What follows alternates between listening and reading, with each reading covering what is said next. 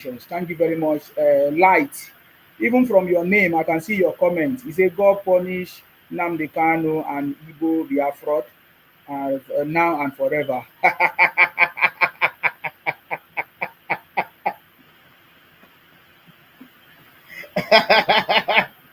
This comment that you made now. Remember what Nnamdi Kanu said. Nnamdi Kanu said. Nnamdi said to the judge, "God punish you now and forever." You don't know the significance of that statement. In Nigeria, whenever anybody say God punish you, it means that person is powerless. It means that person is unable to do anything. It means you have defeated that person.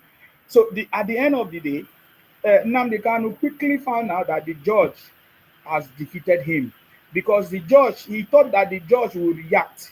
He thought that the judge would, because of all the noise making, because of all the utterances, stop, or will I say, what do they call it, postpone the judgment and all of that. But the judge acted professionally, and Nnamdi Kanu did not succeed. So at the end of the day, Nnamdi Kanu discovered that, man, this man have defeated me. The only thing I can say is God punish you now and forever. So whenever I hear anybody say to you, God punish you, I just know that you have defeated that person. That is what it means. That is what they use that word to deceive people. For many years, ever since I was born, now I'm 50, soon I'm going to be 60. I've always heard people say God punish you, yet I've never seen God punish any of those people.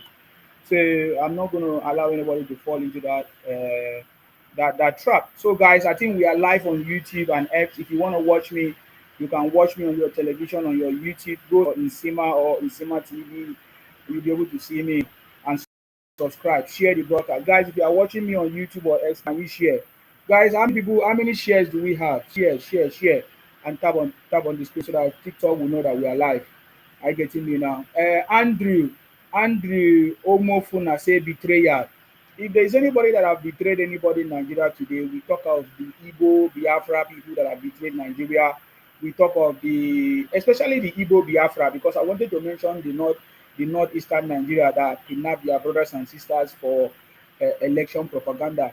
But if there's anybody that has betrayed anybody in Nigeria, we talk of the Igbo Biafra or the Igbo generally. The Igbo Biafra in Nigeria have betrayed Nigeria to the point that they cook up a propaganda against Nigeria, and they lobby the US Congress against Nigeria through misinformation, Christian genocide, and all of that has backfired. You see, these things that have backfired against the Igbo Biafra or Igbo veterans in America, planning all kinds of things to mislead, misinformation, and propaganda against Nigeria. Those are what we call betrayal that people have seen. You see, Nigerians may not react the way you think, so that you think that okay, they have known the truth. Nigerians actually know the truth. When it's time, they will always remind you. So when you talk about betrayal, what is your name again? What's your name again? I can't see your name. I can't see your name again. Let me look for your name. If you are talking about betrayal, the people that have betrayed Nigeria, just like I've said, are the Igbo Biafra or Igbos generally. And I'm telling you that there's punishment and there's consequences. When it's time, you will discover that there's consequences. It doesn't matter how you people might talk and cover it up, or Nigerians may not say it, or even sometimes you guys are confused by the silence of the president. That is why I said I want to be like President Tinubu in my lifetime. I want to be like President Tinubu because his leadership skills and intelligence surpass every other political leaders in Nigeria in history. I'm telling you, the silence that he has used to defeat so many things, the silence that President Tinubu has used to achieve so many things in just 2 years, you don't understand. That is why today I'm talking about President Tinubu as a transformational leader, looking at the insecurity issues and how he has been, or how he's tackling all the insecurity issues in Nigeria. Are you getting me now? So anytime you talk about betrayal, Igbos are number one, even right from the foundation of this country. You may not like it, you may shove it off, you may give excuses, but I'm telling you that is a fact. And I've suggested what might be the possible solution. Ask for forgiveness. Igbos should ask for forgiveness, especially the Igbo Biafra. Ask for forgiveness of Nigeria. I know some of you might say, "Oh, I'm Igbo man, I'm not part of it, I don't support what they are doing." But you see, the sins of your brothers and sisters will be used against you. Even we learned that even the sins of our father will be used against the children. And I'm telling you, the Igbos will need to apologize to Nigeria finally if they progress, if they want to be trusted in leadership position such as Nigerian presidency, it will get to that point that Igbos will have to apologize. So that is why I didn't come here for them, but it's because of the Igbo man that just commented rubbish here in my broadcast. But I'm just telling you, it's going to be something so difficult for that trust to be there. It doesn't matter, even if some people might say they forgive you, but they will never forget. And that is the situation. I getting me now. So today, Tinubu is a transformation leader, and can see the transformation that President Tinubu is bringing, even in the face of opposition, even in the face of, will I say, insult, in the face of betrayal, in the face of challenges. President Tinubu is a transformational leader. Is the first transformational leader that we have seen tangibly that have begun to change the course of this country. President Tinubu is changing the narrative, the story. President Tinubu is actually the man that is changing Nigeria from consumption to production. President Tinubu is actually the man that has a plan and policies that is going to move Nigeria to a sustainable situation. You know, they used to call us a what they call a developed nation, or what do they call it, a third world nation or third whatever nation. But President Tinubu is given the opportunity for the next 8 years. He's going to move Nigeria out of this situation and put us on a pedestal that nobody can stop, that nobody can or ever expected. I'm telling you, President Tinubu is the only man that today, very soon, we are going to be talking about the will I say the refinery or yes, the refinery refining of our mineral resources. You know, he's doing it. When I'm talking about mineral resources, I'm not just talking about oil.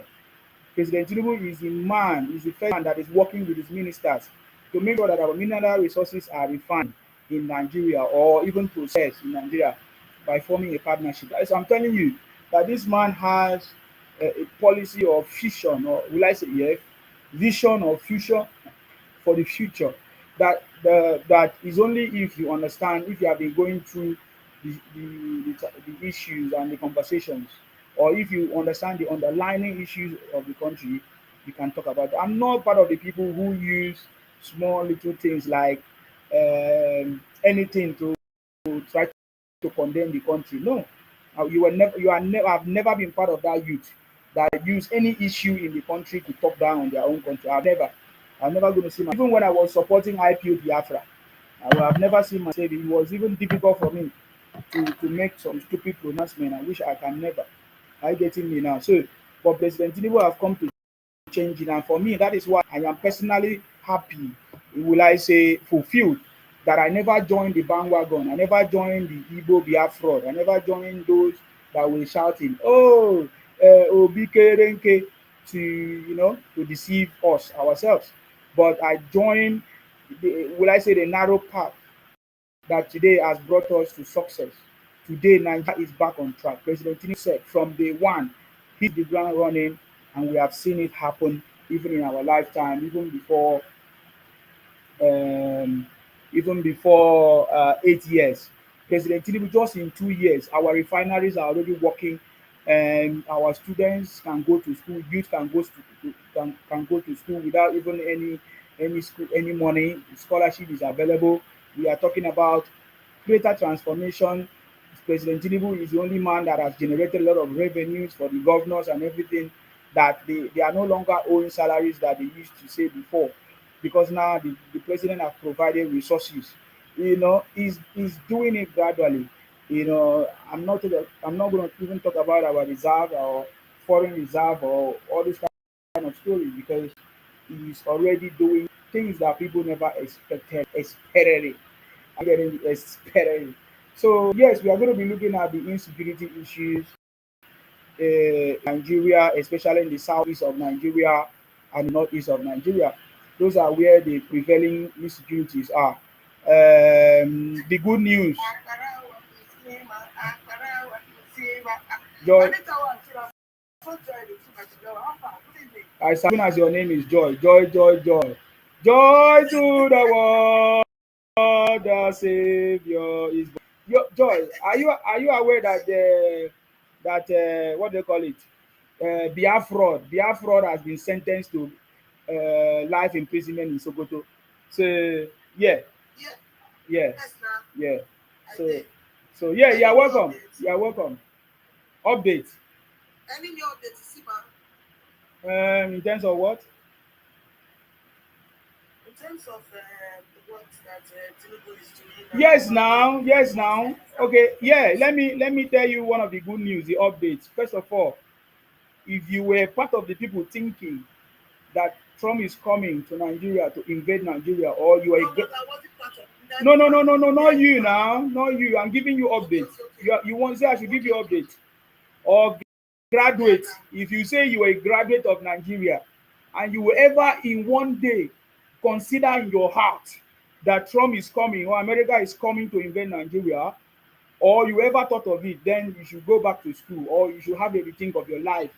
You should now understand the reason why you are poor or the reason why you remain the way you are, because Trump is not coming. So the good news is that today the announcement is that Trump is going to provide intelligence, or America is going to provide intelligence and the equipment maybe that is needed to fight insecurity. That is one of the good news. Yeah. That means not the only people, all those people for northern side where they misbehave, and we still touch people for other outside as well. Because you know, say the intelligence so they won't bring come now everywhere where insecurity dey, where Yeah. you feel cold, Yeah. you understand? See Of ma, course. Of course. so not be only one place.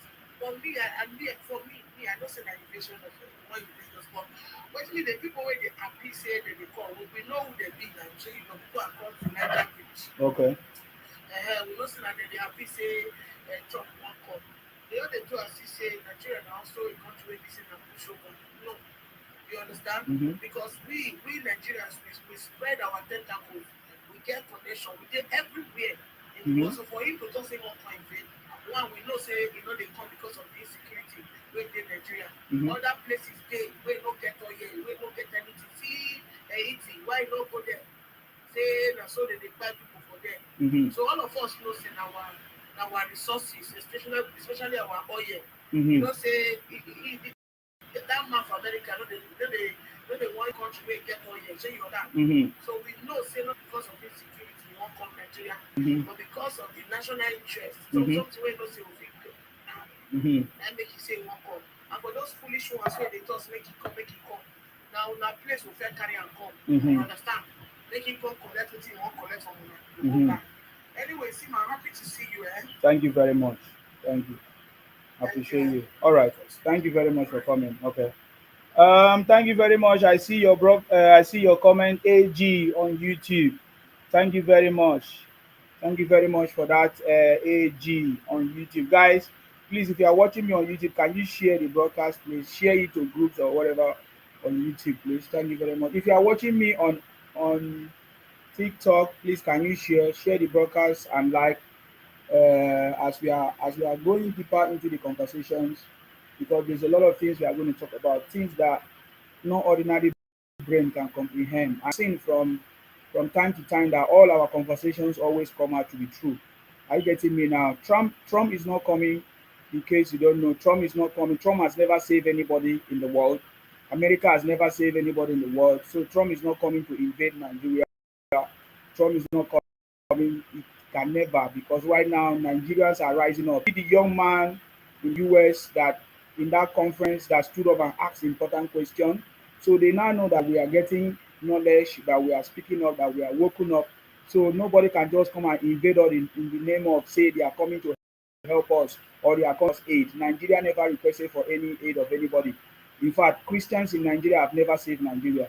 So those are the things that we are going to be talking about. What are the use? What are the benefits or the importance of pastors in Nigeria? They are a bunch of, I don't even understand what to describe them, because we have many pastors, a lot of churches, even more than most. But Christians complain that Muslims are coming to buy them. Yet they say they have powerful God and they pray the highest. So it doesn't make sense with common sense. With a common sense, that is why, in fact, it's even this time that Christians are supposed to wake up and say, "What have we been doing? Have we really been serving God, or have we really been deceived?" by. Because how can you say you know God, you have the highest God, your churches are everywhere, you build churches more than mosque in Nigeria as we see today, yet you say they are coming to finish you. There's a genocide that other people are coming to wipe you off. Then of what use are you? Of what importance are you? After all, in the Bible, Christians were the one that were fighting to defend themselves. So what are you doing? You are now asking for Tom to come and help you. You must be useless. But that is not what here I'm coming to say, because that is why I'm different. That is why I cannot use and misled. I can never fall into the victim or the things that make people in this world to suffer or be misused or religiously captured. I can never be part of it, because I ask questions with my brain, very critical conversations. And so that is what you are going to be hearing. So if you have not subscribed to this platform, subscribe, share this broadcast, because something is about to shake the world and Nigeria, because we have now seen a leader for the first time in the history of Nigeria, in the person of His Excellency Asiwaju Bola Ahmed Tinubu, that have stood to the face, that have challenged even the most powerful nation of this world, Trump and America, that they can never invade and they can never use misinformation to come and invade Nigeria. That is something that we must talk about and we must not make mistake about. So please, I want to hear from you, Don Paris. Go ahead. Yeah, your government fine. How are you doing? I reach on there. I salute you. Yes, go ahead. Okay. Mhm. I do say Nigeria, nobody get Nigeria. Nigeria is for everybody. And as far as you are citizen of Nigeria, usually where you are, South Fulani, bring noise. And they tell you this three times you bring noise for Nigeria. So if Trump won't come for you, for my prayer, say Trump won't come, may he come by sea, may he not come by land, may he come by sea, may he take the oil and gold, make everybody rest. Not the oil, yeah, we not the use oil to the feed, and they know what they also in road. So make out the whole everybody they also in road. People go our house and let them be over their own so that they don't go be fight for one person. Nobody will be fight for each other again. So that be my own problem. Because now they create this problem when they Nigeria. I mean, I'm not the Yoruba, not the Hausa. Now this threat crime, when God will punish. So now they create the noise. They drag government like say people know the we now wait our own. Not they follow them, they drag oil and their good.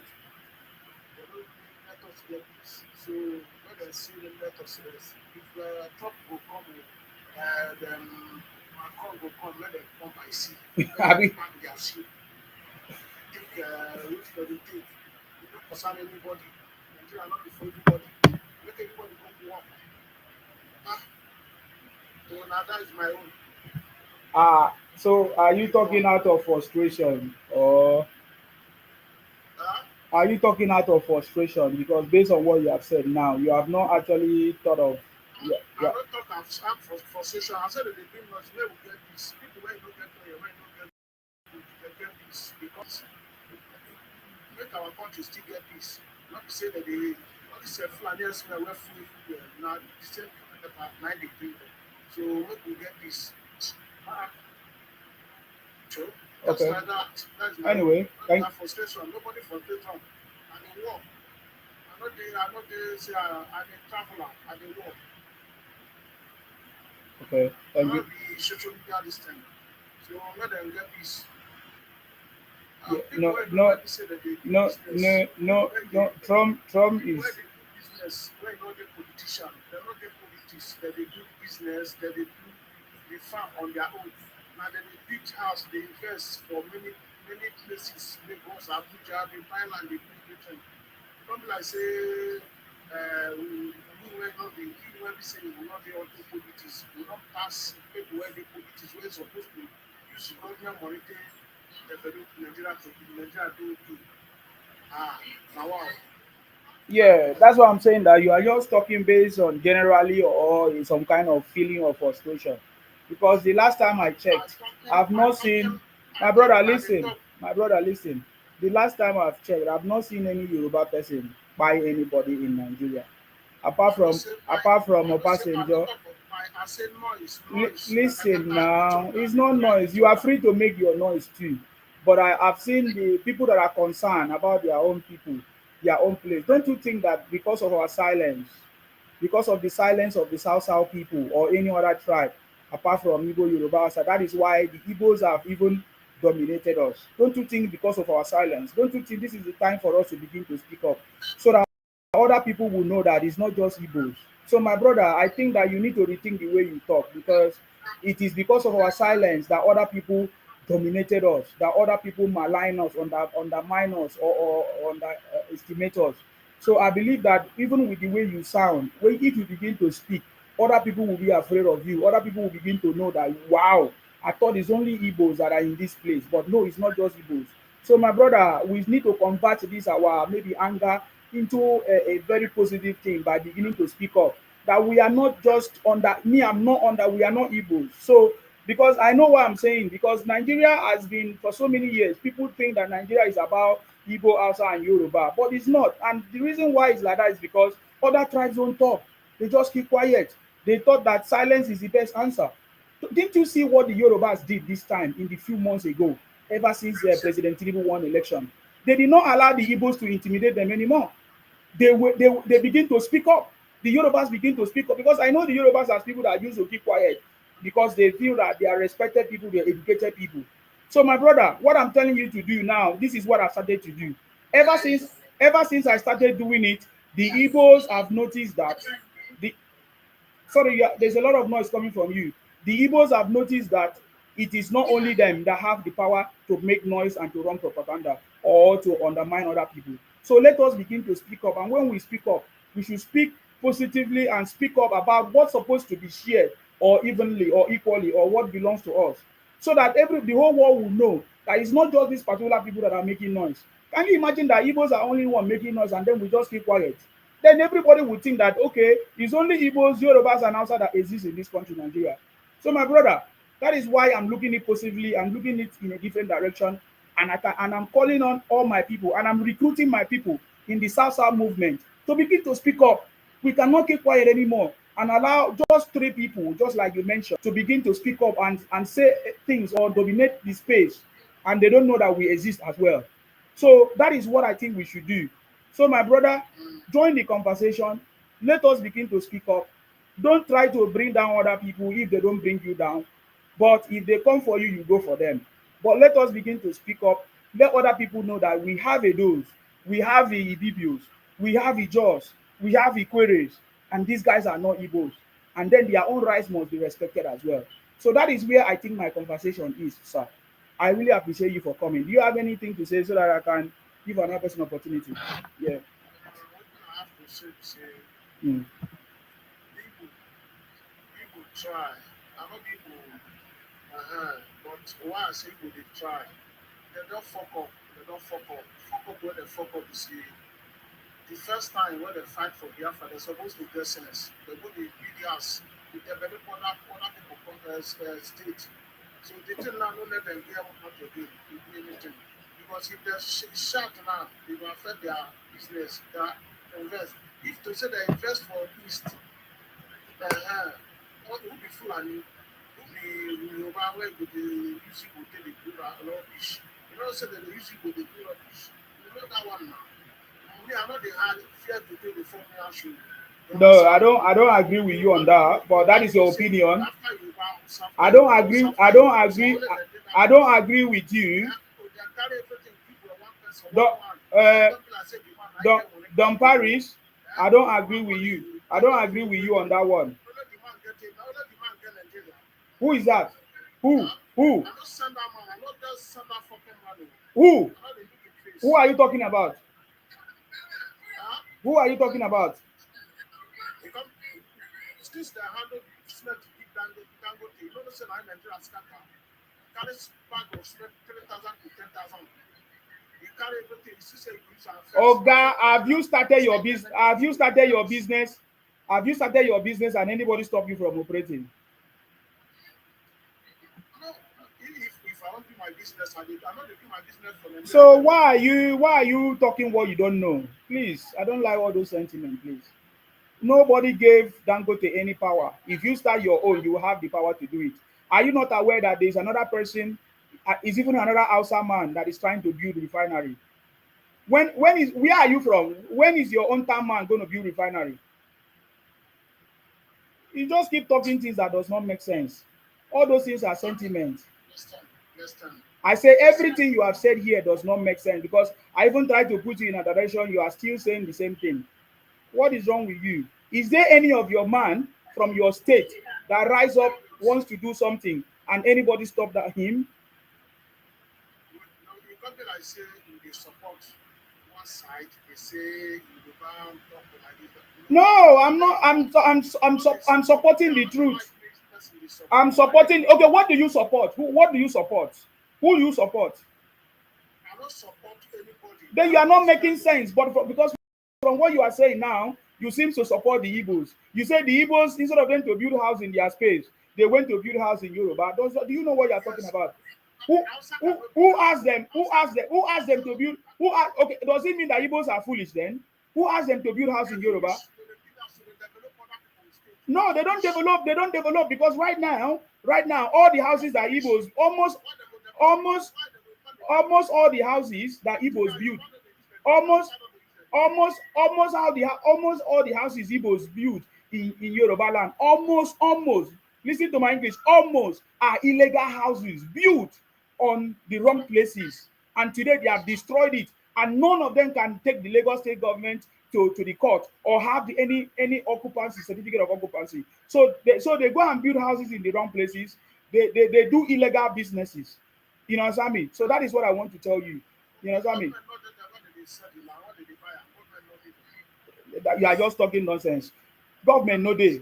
This is the time that government will rise up. That is how government works. That's how they works. Government don't police people around. If the same government you are saying whether they know they if they were policing people around, the same you will complain. So Oga, get out. It's like you support people. Go and help their leader. He's in Sokoto. Don't come to my page again. You are foolish man. Because I try to correct you. You keep talking nonsense. Idiot. Thief. TY, go ahead. Thank you very much. I salute you. There's something I want to even also correct. Okay. That somebody will be saying South does not have voice or whatever.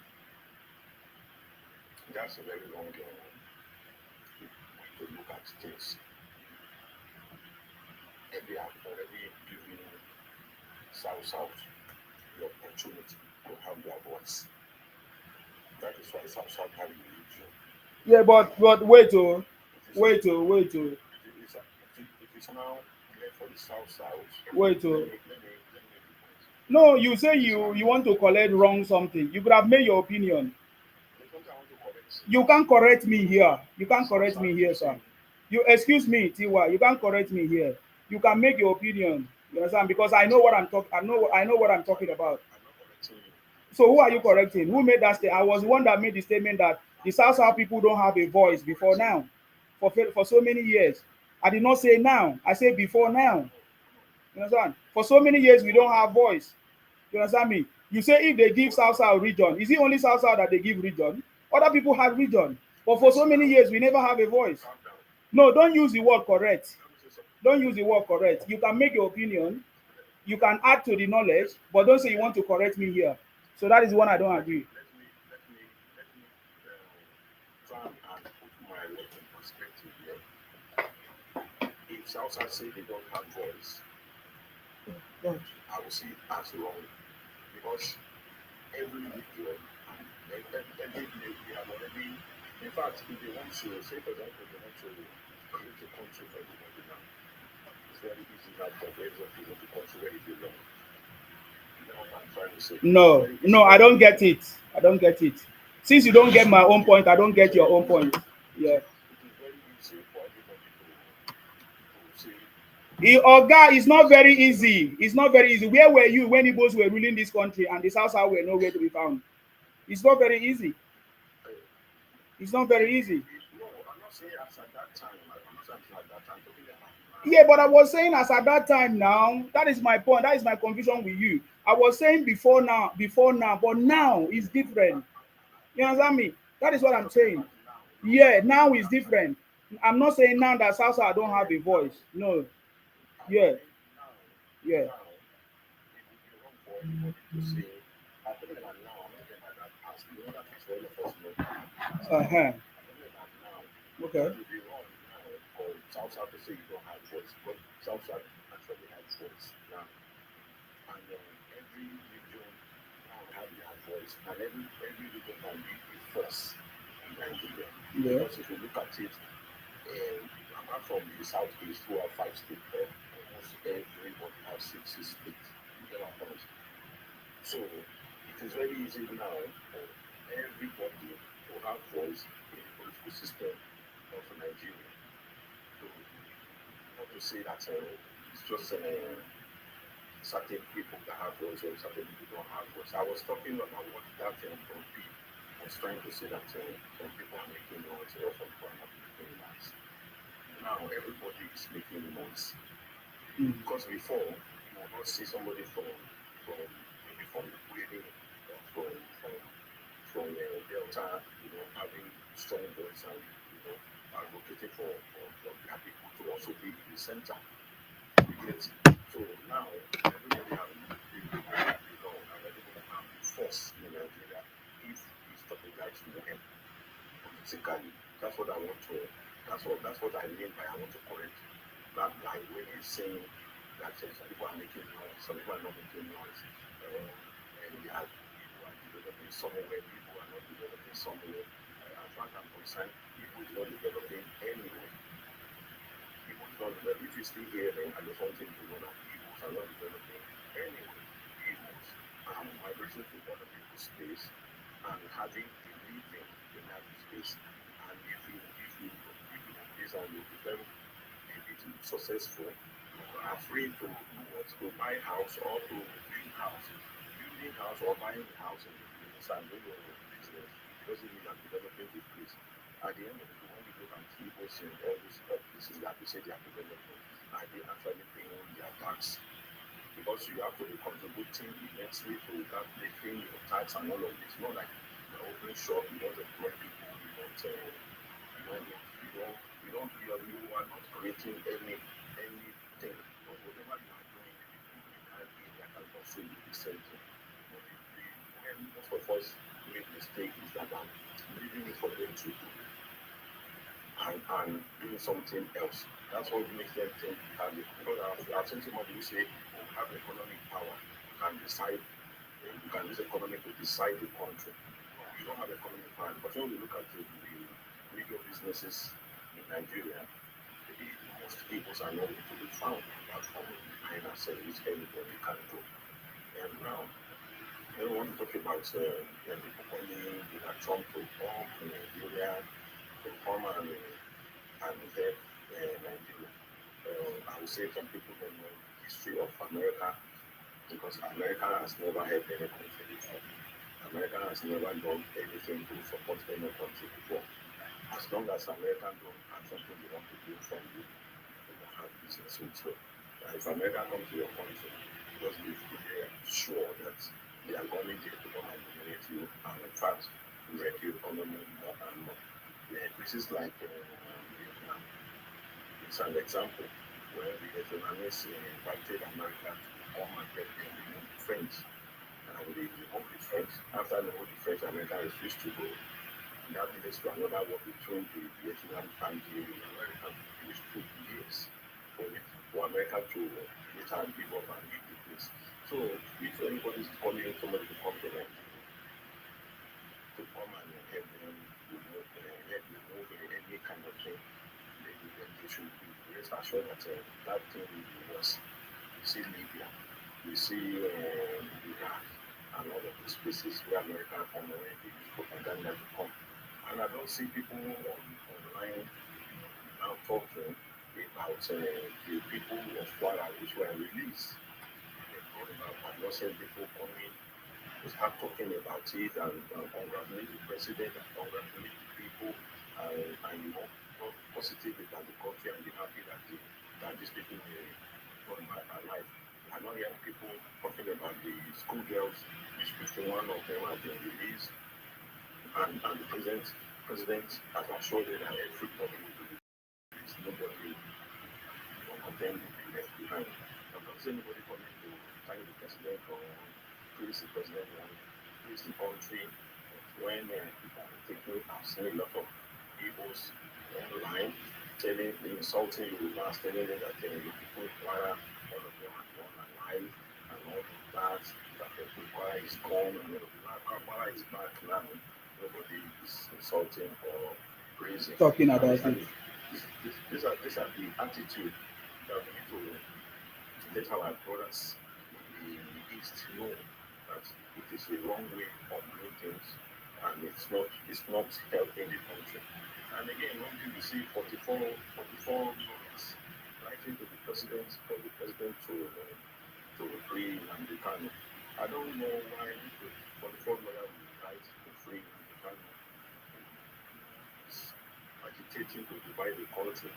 If they really think Nnamdi Kanu is right for the country to be divided, I would prefer them to be putting in a bill instead of begging to release them. They should put in a bill for the country to have a cessation clause in the constitution. I think that's what they should be pushing, so that another kind of come and go to jail again or sentenced to life and all of those things. These are the things I would have been expecting them to be doing instead of telling, asking for the release of the person who said that they should buy people, they should sit at home, economy of the region, bastardize and all of those things. So they need to get their priority right, not to be sitting for a terrorist to come out and asking government to release him. And when you look at people, when they condemn Gumi, saying Gumi is this and that, Gumi is a terrorist and all of that, the same thing Gumi is doing, advocating for having some kind of negotiation between the bandits and the government. The same thing I see Obi doing. Obi is the one soliciting also for Kanu to be released, for amnesty to be given to the people, and all of this. I don't see them coming out and just calling Obi a terrorist or an icon and all of this. So all of this hypocrisy that is going on, all of these things we need to talk about it so that we take it to our face, so they know that they are not being practicing double standard. Whatever you do, see it that it's okay for you to do it. And when I say do it, you have to categorize the something to be very bad and you use propaganda for such thing to. So all of this kind of attitude is the problem whereby people hammering on it for them to know, because now that everybody is talking and you can't go for social media, that social media is exposing so many things, we have our voice can be heard and give our opinion, nothing is done over the line. So I think we really need to keep pushing for all of these things so that the youth will understand they are not the only one who have loud mouths in this country. And they are not the only one who is crying out for, oh, they did me bad, why you are doing bad to other people too. So we are not going to be doing that. And every region need to stand up and make themselves very relevant in this country, whereby everybody's voice will be as loud as the Igbo, even louder than the Igbos. So that the Igbos will, because if the Igbos shut up in this country will move forward. If Igbo start talking with sincerity in this country will move forward. They are the one pushing for all this propaganda, and that is the reason why things are. My guy that spoke here that time, he said he's not Igbo, he is not Yoruba, but he's swearing on.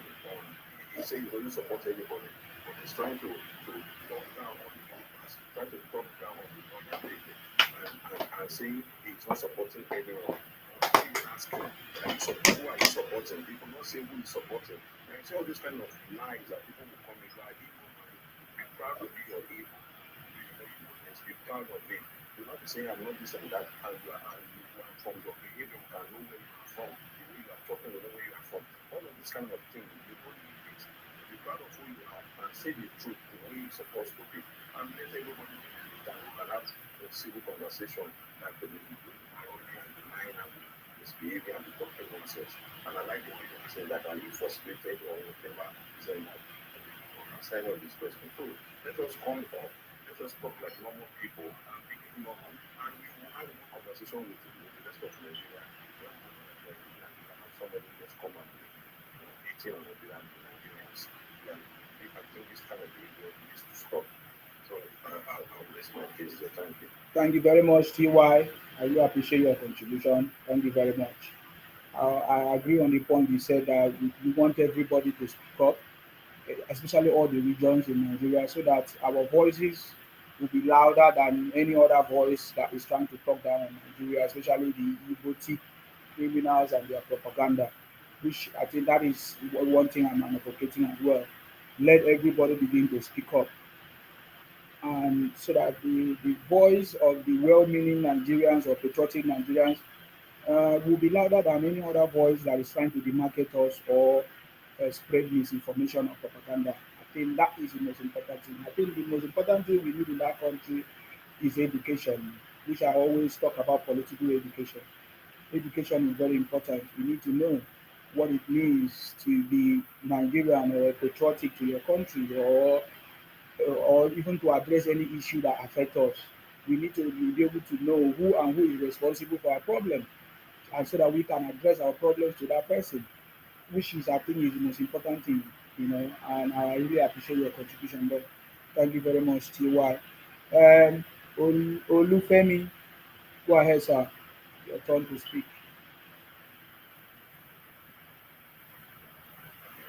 Sima, I salute you. Sima, good morning. Morning to you, sir. Yeah, I will go another way, So I Mm-hmm. listened to you guys here.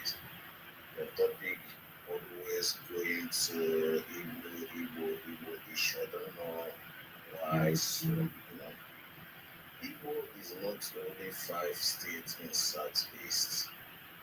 I want to correct that narrative, Igbo in South, Igbo in North, Igbo in Kogi State, Igbo in Benin State. Igbo is not only five states in Southeast. Point of So how correction. come, how come, In how Akwa, come, in how Akwa, come, in Oga listen, Akwa, Oga listen, Oga listen. First of all, you can't come and correct anybody here. You can say you want to add your own opinion or what you think, but you can't come and correct anybody here, because with what you have said now, there is no evidence, there is no facts. Because when I hear you people make this statement, this is the same statement that Nnamdi Kanu made that landed him in Sokoto prison. And I strongly believe that many other people will go to that prison, because what we are asking the government to do is anybody that come here to, will I say, annex any other region or any other tribe should be punished. Even any information, any oga listen, I go comot you o, I go comot you o, I go comot you. Listen to my statement, because you made a statement that needs to be addressed on this platform, because my platform is not just any platform, okay? So when you come here and make such statement, someone has to address it and correct you if needs be. Now, when I hear you say there are Igbos in social places, how come those Igbos don't speak up? How come those Igbos don't say, come and join me, or we want to go and join our brothers? But it's only you people that is from Anambra or Abia. Oga, mute your mic now. Who is making that noise? That is from Abia, or these that always say that there are other Igbos in other places. Yet those Igbos don't say we are Igbos or we want to be part of you. So that is where the narrative is, and that is where you guys are getting it wrong. And this is what Ojukwu did. It was an Igbo expansionist agenda.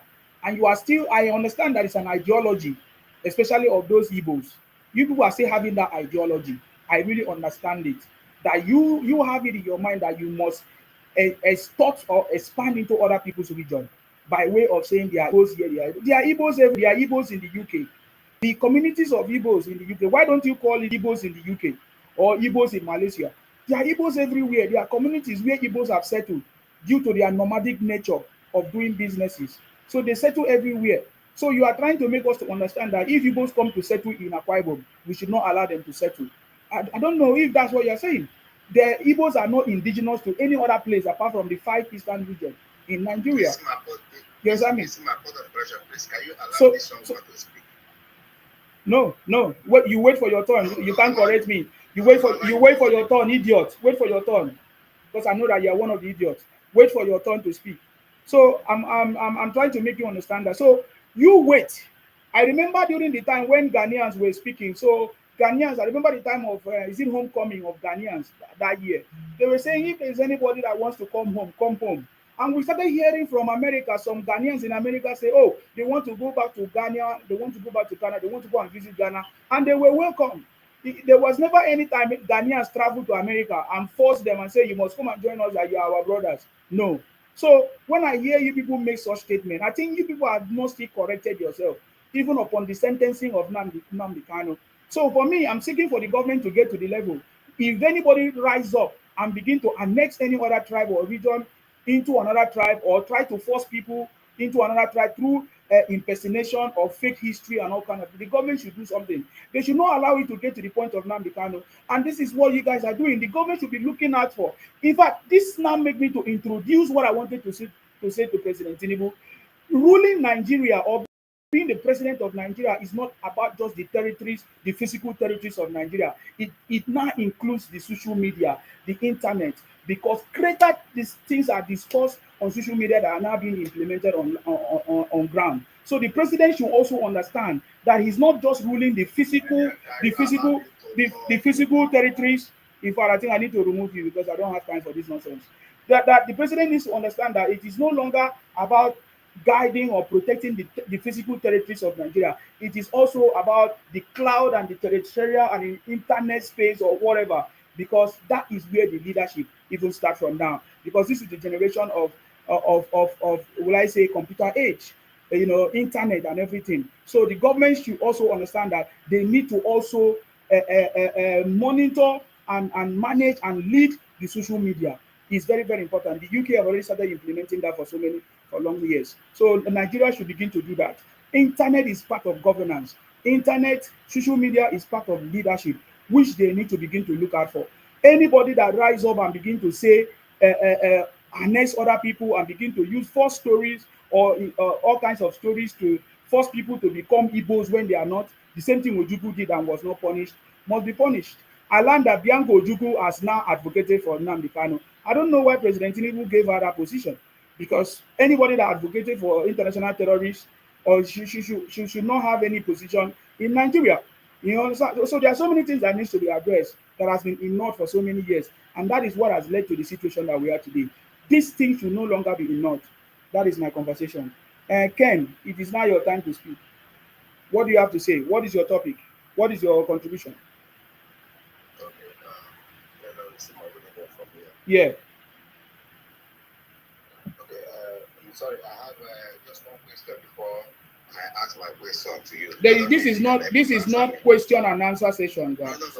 This is contribution. Just Yeah. Just one. It's just to Nobody's going to answer you. If you have any contribution, you make contribution. Yeah. It's not question and answer I now. just want to ask one question. I just want to This ask is one not question question before and I answer make my section, contribution. Oga. This is contribution. What are you contributing to the Do you have any meaningful thing to say? Why are you guys like this? I've never heard any Igbo man have any contribution to move the country forward or to move Nigeria forward. I rather them here. I've listened to many of them in platform. They say, "Oh, you people must carry tools. You people must fight. Okay. You must." I've Okay, never heard okay, any let me- tangible contribution. Let me give you my own contribution. The contribution is that the Igbos, I know you hear, I'm a proud Igbo man. And in this life, if you are doing something and somebody is not around you, cascading you, that means what you are doing is useless. You understand me? So, my contribution as an Igbo man, the Igbos want the exit of Nigeria. That's my own contribution. Whether I like it or not, the Igbos want the exit of Nigeria. So if Nigeria is sweeting you like honey and sugar, you will not be Sir Patrick, hold on the line. Hold on the line. Yeah. Yeah, you say that the Igbos want the exit of Nigeria. Exit of Nigeria. Wow. Nigeria. Wow. Okay. Wow. Wow. So what have you done? What have you done? When last did Igbos start moving away from Lagos to their place? I remember the last time Buhari and the Northerners said that Igbos should move to their southeast. They started crying. Oh God, listen, no, interrupt you. No interrupt you because you are the one that started it. Don't interrupt me, please. Don't ever interrupt me because if you say you're an Igbo man and you make such statements, then you must be one of the foolish people that we have seen. From 1967 till date, if Igbos actually wants to leave Nigeria, so you people don't know how to leave Nigeria. Every day we see you migrating from your region to other people's region. How do you want to leave the country? Sorry, sir, I'll give you a few minutes to speak now. The last time that the Buhari government and the Northerners said that Igbo should leave the north, we heard when Igbos were crying all over the place. Oh, that they want to pursue us, that they don't like us, that oh, they don't like the Igbo. So you come here to tell us that Igbos want to leave Nigeria. Are you foolish? Who hold you? So you want to leave Nigeria and you started buying your people. Is it how to leave Nigeria? You want to leave Nigeria and you started moving by night, by buses, but with nylon bag to Lagos, to go and live in Lagos, to go and progress in Lagos, in the city of Lagos. So how do you want to leave Nigeria? Is it by burning your places? I thought if you want to leave any place, if you travel to UK and you're no longer comfortable with the UK, will you go and ask the UK government to send you home? Will you not move your things and move your bag and packages and go back to where you come from? So you are very foolish to say that the Igbos want to leave Nigeria by burning Nigeria or demarketing Nigeria. You must be very stupid to make that statement. Sir Patrick, you're good to go. Go ahead, sir. Yeah, I gotta tell you one thing. Yes. To stop this terrorism, to stop it, okay? To hold accountable the people who imported mercenaries, all these Fulani mercenaries, like Erufai and all of them. We need to hold them accountable. And no, Tinubu has a strategic way of dealing with this because he doesn't want chaos during the election time. But I know if we give him the opportunity to get to the second term, within the second term, all these people will be arrested because they are the people destabilizing Nigeria, including these people, Igbo people who are telling you they want to leave. Who is holding you from leaving? Look at the I thought you already have the Biafra in Finland. What happened to that Biafra in Finland? You should be thanking Gowon. Gowon gave us amnesty. Gowon gave us amnesty. Okay? Gave Ojukwu amnesty. Allowed him. He came in instead of organizing the evils that he led into fight. Organizing them and tell them to what, don't worry, everything will be all right. He started chasing his own selfish purposes. What? He went into politics. He went into politics, collected all this money, put in his pocket.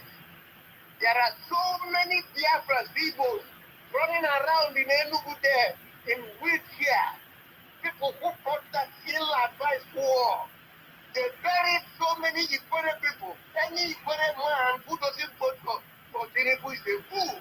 Go and look at the history of the war, the real history of that war. I was a part of it. It was a stupid war. But a lot of people got killed, buried alive, but we don't want to participate. Okay? We must try to look at reality. Okay? Nnamdi Kanu should stay there. Anybody who has applied for him to be released is a terrorist. He himself already admitted that he didn't do that in Nigeria. He did it overseas. Okay? If you allow him to get out, he's going to continue. Nigeria must be stabilized, and the only person who can stabilize Nigeria is Tinubu. Sure, happy we have somebody like Tinubu. He's the best of the president. Bold, very bold. So we, the city boy movement, okay, we must fight very hard, okay, to bring this guy back. In 2030, by 2031, Nigeria will be the best. We want to get away from this third world mentality. We want to get away from that. Are you happy that people are telling you to go back to your hellhole? Nigeria is not a hellhole. Nigeria is the best country in the world, but we have to fight to bring ourselves to it. Tinubu is the best. Anybody who doesn't vote for Tinubu is unpatriotic Nigeria. and should be ashamed of themselves. All these media people should be shut down because they are part of the coup d'etat. Okay? I'll tell you one thing, vote for Tinubu. If you vote for Tinubu, you are doing the right thing.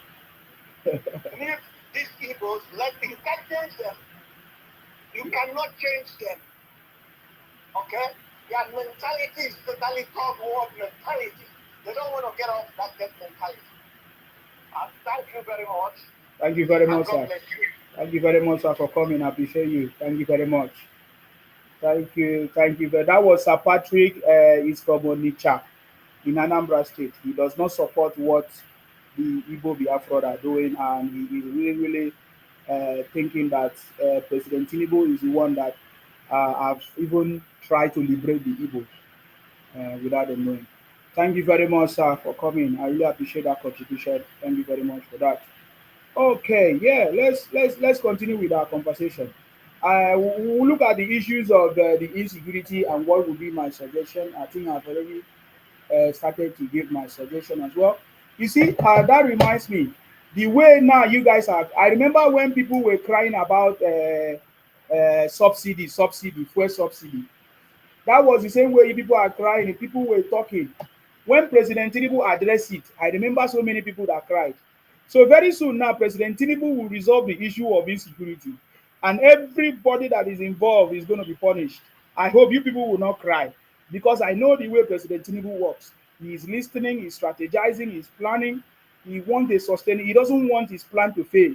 He doesn't want to start any plan or any solution that will fail. I understand it. So I hope, just like the way President Tinubu put an end to fuel subsidy, I hope when he solve the problem of insecurity, you people will not cry, because definitely he's going to solve the problem of insecurity in this country. And we know, which is part of my discussion today, Nigeria insecurity, you know, Nigeria insecurity and all these problems is caused by politicians in the southeast and in the northeast of Nigeria because of election. It is a pattern that has always been there. Every time there is a southern president, especially if the north don't like it, they always kidnap their brothers. It is the politicians in the north that kidnap their people. There is no insecurity in Nigeria. I have said this thing time without number.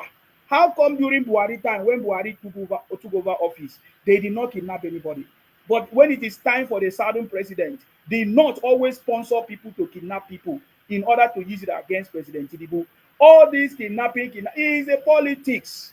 It is politics that they are using. Some is even arranging. They arrange to kidnap people, to collect money, to collect ransom. They arrest. All these things is politics, is a game, is a very dirty game that Nigerians are playing among themselves, buying themselves. The same game that Nnamdi Kanu played to buy his brother. Who would ever believe that there will be a time that Igbos will set up an organization to buy their brothers and use it to cook egusi soup? This is the same pattern that the northerners are doing. The same pattern that Igbos are doing in the southeast is the same pattern that the politicians in the north are doing in the north. It is the same way. And they have it as a model that anytime a southern president is in office, they have to kidnap people in order to use it to campaign against a sitting president. This is the same method. This is the same pattern. Nothing has changed. So in my opinion, there is no insecurity in Nigeria other than the political arranging games that they are playing, which innocent people have now become victim. Innocent people have now become victim. That is what is going on in Nigeria. It is time for President Tinubu to put an end to it. And just like I said, President Tinubu will put an end to it. And if he puts an end to it, let people don't cry, because they will cry. Just like the Igbos are crying today, because they thought that when they kidnap their brothers and sisters, maybe the government will pity them and give them amnesty. Or maybe the government will pity them and do one thing in their favor. But that did not work. It's the same way that the northerners are kidnapping their brothers and sisters. Why don't we question people like Atiku for watching their brothers kidnap their brothers during election period? Why don't we investigate people like Erufai for watching their brothers kidnap their brothers anytime there is election period? These are the things that we must be asking questions. These are Have you ever asked yourself, how come Atiku don't speak their language to their brothers that does the kidnapping? How come Erofai don't speak their brothers, their language to their brothers that does the kidnapping? No wonder the last time they told us that the government of Kaduna State allegedly has paid bandits. What is bandit? The Fulanis, the Northerners to kidnap their brothers and sisters. So it is a game. It is a sponsored game where they sponsor themselves to kidnap themselves. Sometimes even use government money to finance all these things in order to make money. This is a game. But it's very, very unfortunate that innocent people, young students, girls are falling victim of all these wicked politicians who are using the life of the people, for their games. And sadly, the population, the Nigerian population, or even every other population anywhere in the world, they always fall victim of this when politicians fight among themselves, when politicians play their games. Population always either side one or two, will side the other side without knowing that politicians are the one playing this game and using them as a bait. This is what is going on in Nigeria. But just like we have promised them, in the case of President Tinubu, it will never work. Time has not come for the election. We will review names, we will call them out by their names, and we will tell you, just like the way we told you about Peter Obi during the time of election. We saw the plans of Peter Obi as at that time to hack the INEC server, which was confirmed through the people that was arrested. They confirmed 5 Igbos were arrested in Abuja or somewhere in Abuja. How they plan to hack INEC server. It is the game. It is the same game. So when the time reached for campaign, we know the names of people who are sponsoring the kidnapping of girls and students in schools. We will talk about it. We all know that it is because of the games, it is because of the election, and they don't want Tinubu because they know that Tinubu is the transformational leader that Nigeria never had and is coming to bring a change to Nigeria. President Tinubu is a leader that has changed things that ordinarily even Goodluck Jonathan couldn't do. Look at Goodluck Jonathan was not a leader and can never be a leader to lead Nigeria to success because Goodluck Jonathan had the idea to stop fuel subsidy, but he couldn't stop it because he was afraid that some people will rise up to fight against him or some people protested against him. Can't you see that people protested against President Tinubu, but because he knows what he's doing, that because he knows that what he's doing, his ideas and policies is going to bring long-term solution and benefit to Nigeria, he did not back out.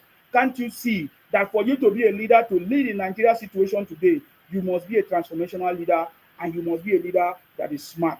And that is who President Tinubu is. The world have reason to see that there is a president that has risen from Nigeria. It's not just the one that people are shouting from Ibrahim Traore, this and that, in where? Which country is that has not achieved anything?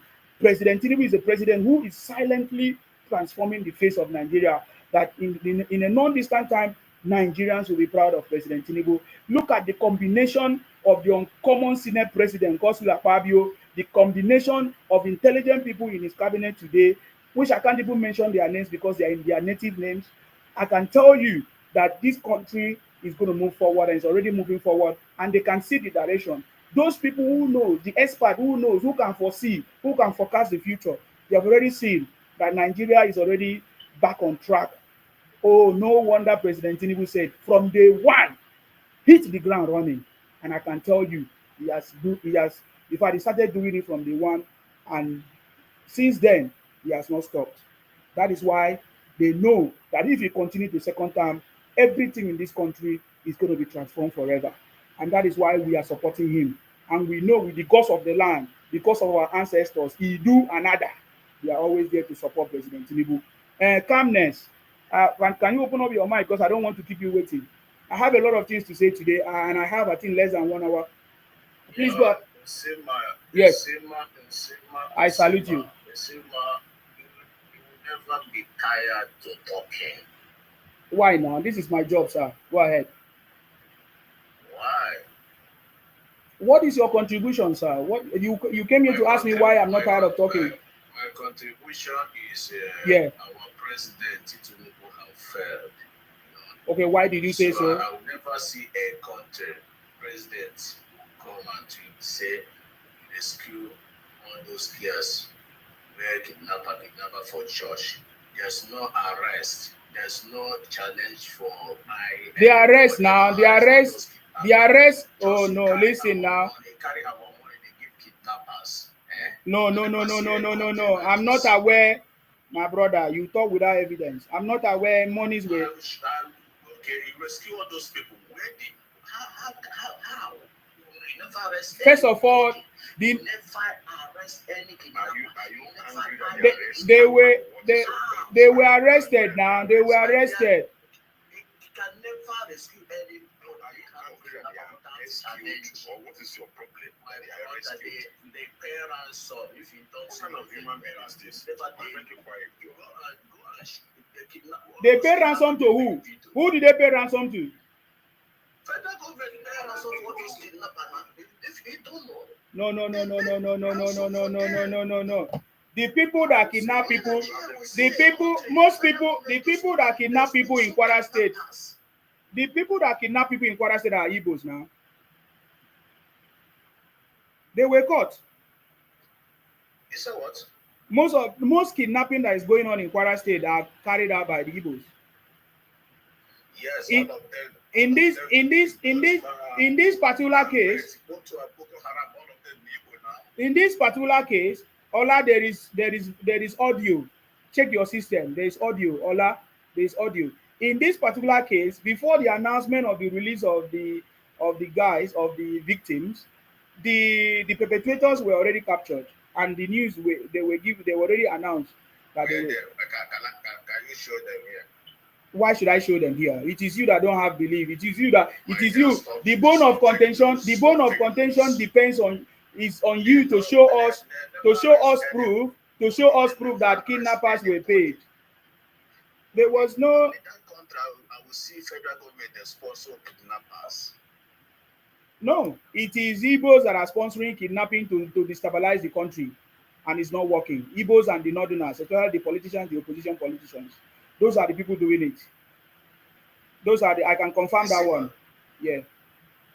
So all the plans. So can you tell me one good positive thing about Nigeria? Calmness. Okay. Nigeria is a fair state, you know. So you don't have one positive things that you know about Nigeria. I don't have anything because I live in another man country. Okay, so where do you live? Where do you live? Where do you live? Where do you live, sir? Where do you live, sir? Where do you live, sir? Where do you live? Where do you live? Manchester. Manchester. Hold on, sir. Hold on. Tell us one good thing about Manchester, where you live. Hey, Manchester is a very nice place now. Very, very, very, very nice place. Since when I came here, they never took lights. Almost 10 years now, they never took lights. I use lights every day, you know. So I go to hospital, you know. In fact, I enjoy my life in this. I enjoy my life here. Very nice. You live in Manchester, Abi? If the federal government can give us lights, give us a very quality hospital, give us a very good road, my brother, nobody can go to a blood in that country. Let us tell ourselves truth. Give us security, lights, water, road, and also cities in that country can generate something. Can engage this man there. Can have job. He can get you. He can Sir Friday, ask him, what do you want to ask? Government. When country doesn't have lights, doesn't have anything. Wait. Wait, let me finish now. He's talking. Okay. Yo, I thought you wanted to engage him. Okay, don't worry. Unapologetic. I thought you wanted to engage him. Calmness. Yes, I wanted to. Yeah, go ahead. What do you want to ask him, sir? Thank you. Yes. Abed, my brother, do you believe that the president before Tinubu was an Usman from Niger or Sudan? The last president of Nigeria. Buhari. Yeah, that he was an imposter. Why die almost why die in 2017 if you don't know? So what if we won't follow this person talk? Yes, why die 2017 if you don't know? That man who died last year, that why died many years ago? Wait, let me He said your president died, but you didn't see your president. They just bring a plant wood for you guys, cover it, bury it. He says, "Why?" So what calmness, what job do you do in Manchester? I'm a footballer. Sima, can I ask Oh, you're a footballer. Which team do you play for? Yeah. Which team do you play for?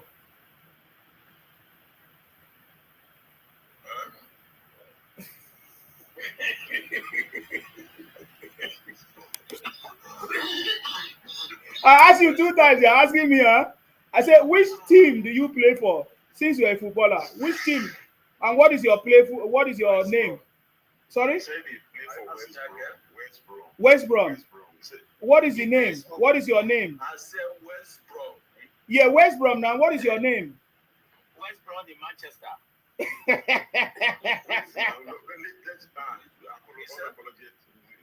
You don't understand. Ask me, don't worry. Let me ask him. You will know. What is your name? You see in West Brom. You can live in Manchester and play in West Brom. No problem. There is no. I have just Google now. There is no name. Nobody called West Calmness in West Brom. Just you say I did not know you in West Brom. Sima, move forward now. Leave this man now. Move forward. Move forward. No, I just want to expose the Igbo mentality to the whole world. Forget what this man do. Because that is first of all, of course, we know that West Brom is not in Manchester. That shows how foolish. That shows how foolish. That shows how foolish you are. If you have any, And if you know your brain is working, you can ask me anything you want to ask. I've just asked you. Let me ask you my question. So I have a question for you, sir.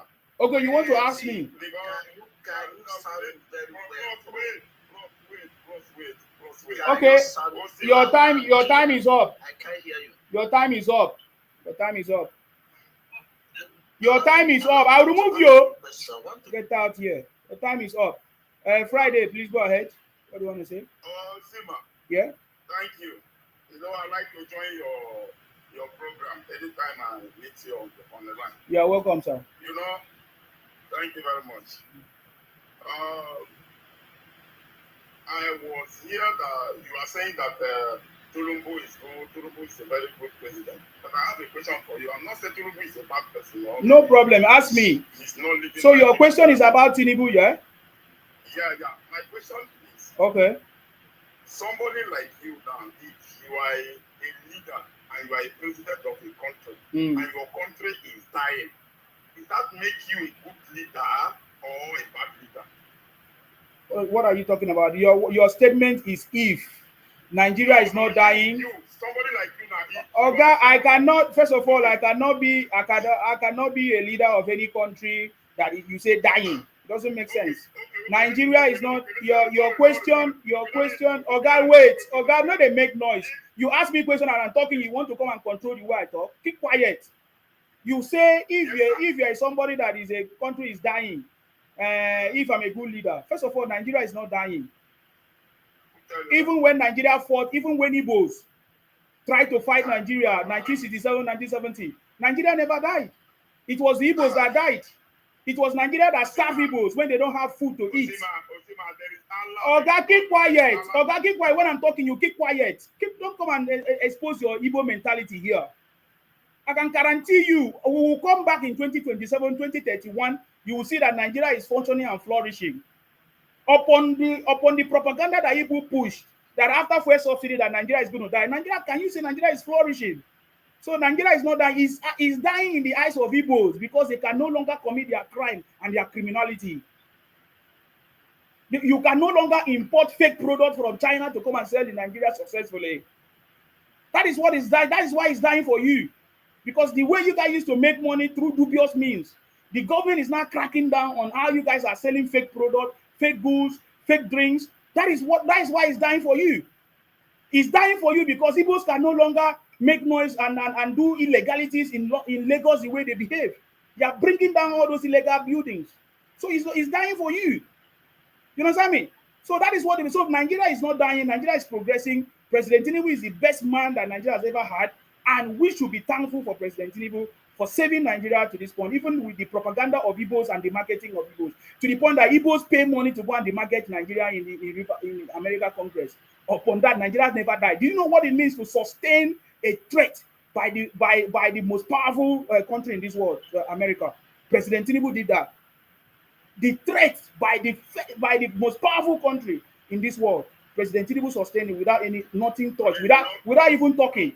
So please keep quiet. Keep quiet. You don't have the right to speak on my platform with your propaganda. Nobody spread propaganda on my platform and go free. You must be treated properly. Bunch of criminals. Watch how Nigeria is going to grow. Idiot. Go ahead. Thank you, my brother. Salute you. Yes. How are you? Very good. I'm very good, sir. Go ahead. Where we go start from, Messina? You already know me that I know them. I only engage them sometimes to expose their Igbo mentality. So that's it. Thank God for internet because it's helping us to expose the Igbo mentality of how they did what they did in 1967, how their forefathers were so myopic. Can you imagine Ojukwu as at that time? He was so big illiterate. Even they say he went to school in Oxford. Now I know something, yeah. From Nigeria, when I came to this country some years ago, almost 12 years for my masters, I discovered that masters, you don't learn anything in the UK, nothing. You don't learn character, you don't learn anything good, nothing. You understand me? So it's not whether you go to school anywhere that you learn anything good. It is the upbringing of your parents that will grow you, the upbringings of your parents and your community that will make you who you are. I have seen how Igbo's mentality is, and God will continue to expose them, even as we use this social media as a tool. So that is why I'm encouraging everybody to speak up, engage them, because you will continue to expose the mentality of Igbos. You understand me, sir? Please go ahead. Thank you. Nsima, yes. Have you not noticed that there is no cry about food again in Nigeria? Yes, I'm aware. Because they've cried that one, there is food. Now they are playing another script, Insecurity. I spoke with someone recently and I used an analogy to describe Nigeria for him. I said Nigeria is like a car, a brand new car that was bought in 1960. Every driver that has driven that car has been very, very reckless. The engine is gone. Now we have a driver who took that car and said, we cannot continue to be wasting money on this battered car. We need to repair this car. He took that car off the road, went into a garage. They brought down the engine. Then they are refurbishing the engine. Of course, that time, the car is not on the road. There will be a little bit of action.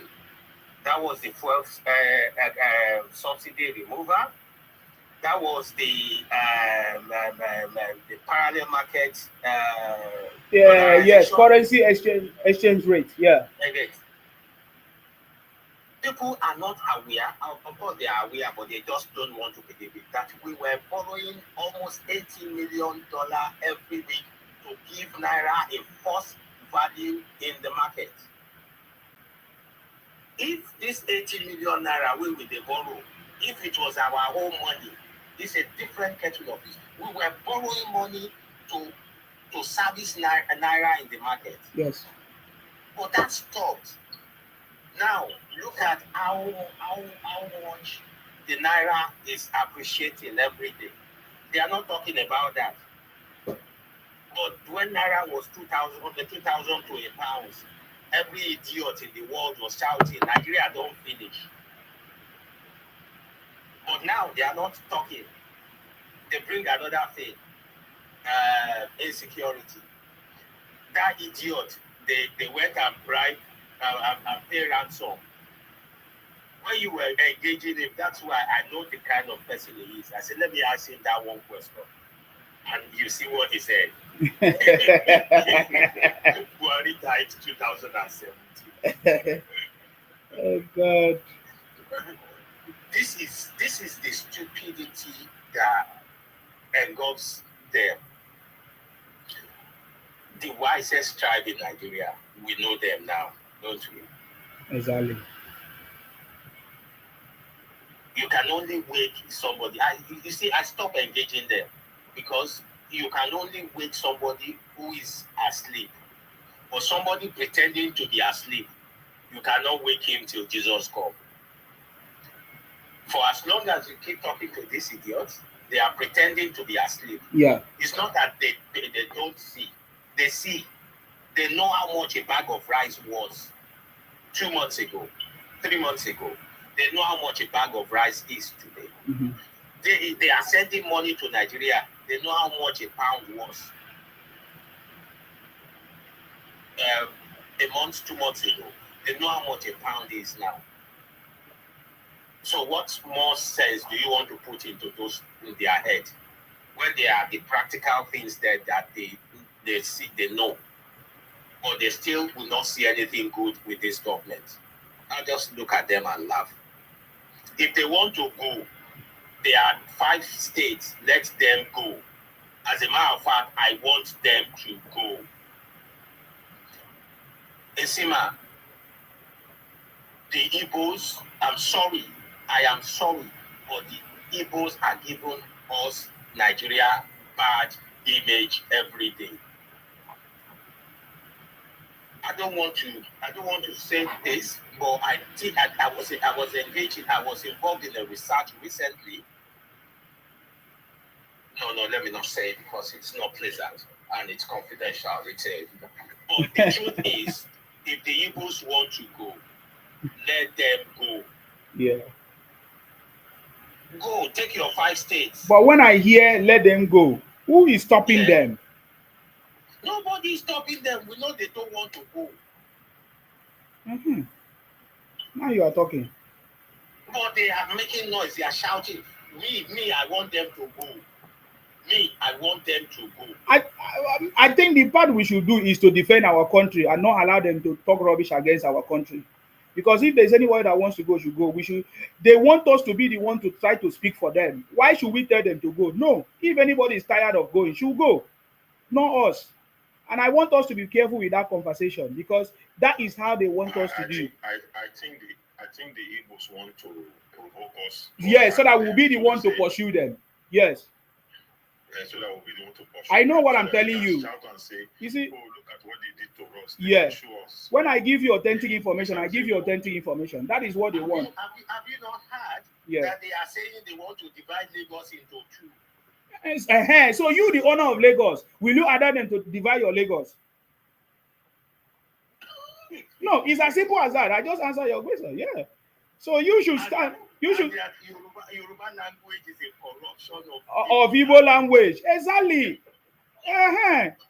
Then that will not make you to think, what are you going to do to make sure you defend your language, you protect your territory? Simple. So you don't speak their language. Because I work with them, I've listened to them many times. This is the rhetoric and narrative they want. You understand? Yeah. So, yeah. So because if anybody wants to live somewhere, you are the one that will pack your load and leave. Please go ahead, sir. Yeah. It's all right. Someone else, please. Okay. Thank you very much, sir, for coming. I really appreciate your contribution. It's very insightful. You have said it all. The Igbos, especially the Igbo Biafra, is not worth interrogating or debating. That is why I always try to ask them, what is your Igbotic name? Which school did you go to? Because I want to understand the level of thinking. Because if people could contribute money abroad to destroy their own land and buy their own chiefs to cook a kusi soup, that tells me the kind of people that they are. So I should not engage them. I can only allow the federal government so that I will not be provoked to take the laws into my hand. And just like we were patient enough for the federal government to deal with the international terrorists, now sentenced to life imprisonment in Sokoto. So we should also allow the government to always call on the government to take action so that a permanent solution can always be reached. These guys, just like I said, if we begin to make laws in our state to protect our own churches and all of, they will find it uncomfortable, and it is them that will move by themselves to their own place rather than joining their rhetorics, because that is what they want. I've listened to them, stream them, play their videos, share their video, even join them. I understood and I know exactly what they are pursuing, and that is the narrative that they want us to get to a point where we say, oh, let us use our mouth, so that tomorrow they will be using our videos just like they use the video of that chief or oba to say, oh, look at what the Yoruba man said, because they started changing the conversation rather than without telling the whole world that they are the one that started it and started, that kind of stuff. So for me, I think the wise part to play is for us to defend our land and to debunk anybody demarcating our country, and calling on the government to make sure that they arrest such people, such influencers on social media, people like Cubana chief priest, people like all of them that are on social media trying to fuel all kinds of incitement or all kinds of, so that way, yeah. So you are very, very correct, unapologetic, and I always like your insight. Thank you very much for coming. Chinedu, what is your contribution, please?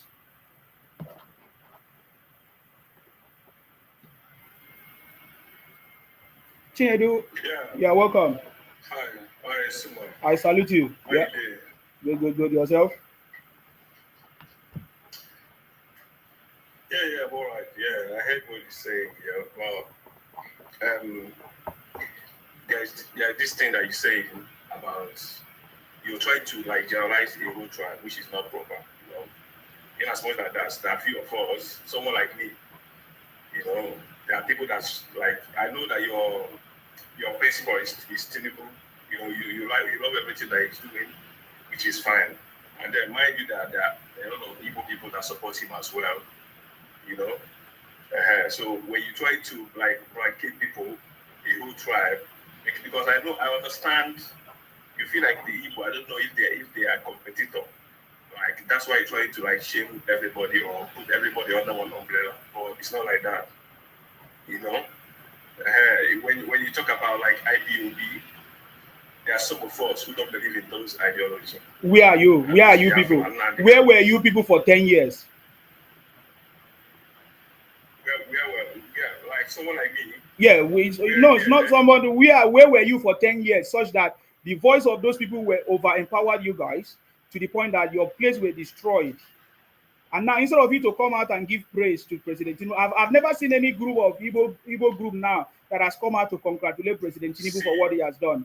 So all of you are the same. See, there's so many of us. All of you are the same. Those voices that you hear, it might be so loud, but they don't make it like. No, we saw the impact of it, my brother. Don't try to cast. Will I say? How did they use that language? Don't.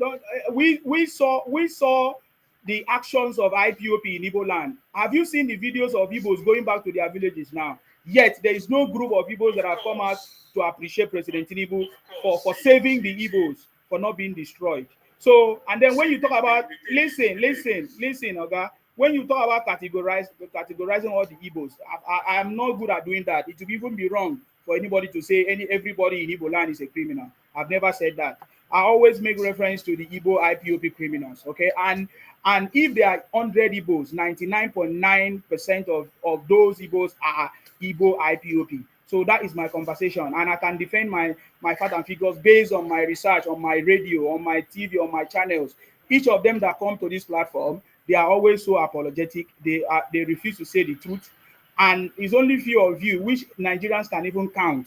People like Ijele, people like Blessdom, few people that are just beginning to come out now. It is after, we notice after the sentencing of Nnamdi Kanu, few educated people in America are now beginning to speak up. Somebody like Choma, there's a new lady called Choma who have started speaking up. There's a new lawyer who have started speaking, which she was not speaking up before. So, and it is because of the voices like us, our voices that have now forced the Igbos to begin to see that, men, we are not going to succumb to the expansionist agenda. Even the Yorubas have joined us in the South to fight this fight. Because I remember even during the Biafra, the Yorubas separated themselves. They did not want to be part of the fight. But the Igbos were fighting us in the South, in the coastal region. But right now, in this time around, I saw the Yorubas for the first time joining us to fight this fight, to protect us from the invasion of the Igbos. So please, if the way your mouth is, the way your mouth is open, the way your mouth is open to come and try to condemn me for trying to, maybe I wanted to see you Use your mouth, speak to your people. Go and build Igbo land. Go and build Igbo land. Don't come to my platform to say, to tell me how to speak or how to categorize the Igbos or what, because we have seen firsthand. These are facts. We have seen in 10 years. Nnamdi Kanu started IPOP 212, 213. In the space of 10 years, let me say a decade, no Igbo man was able to stop him. So what are you talking about? Please, if you have any other contribution, say something else. If you don't have, you can go down. Let me listen to any voice of reasoning. I cannot take advice from Igbos because they cannot even advise themselves. You understand? So, me, I'm very, very open in my conversation. Me, I don't keep quiet. I cannot take advice from any Igbo man because them, they cannot even advise themselves. If Igbos can stay abroad many years, they sponsor criminality to destroy their land. What else can we say? What are we talking about? You come here to say that I'm trying to put all of you in the same basket. Is it not true? Are you not in the same basket? For 10 years, we witnessed how one man cajoled all of you into burning your land. You know, even me that supported him, when I noticed that there are some criminalities, he started buying. I said, no, this is not the kind of thing that we want in my place. And I started asking questions. Can't you see how intelligent I am? Emmanuel, please go ahead. What is your contribution? Emmanuel, what is your contribution, please?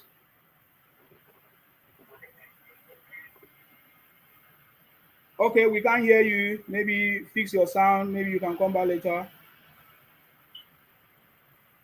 Because I need to move forward. I need to tell you more things that I believe about President Tinubu.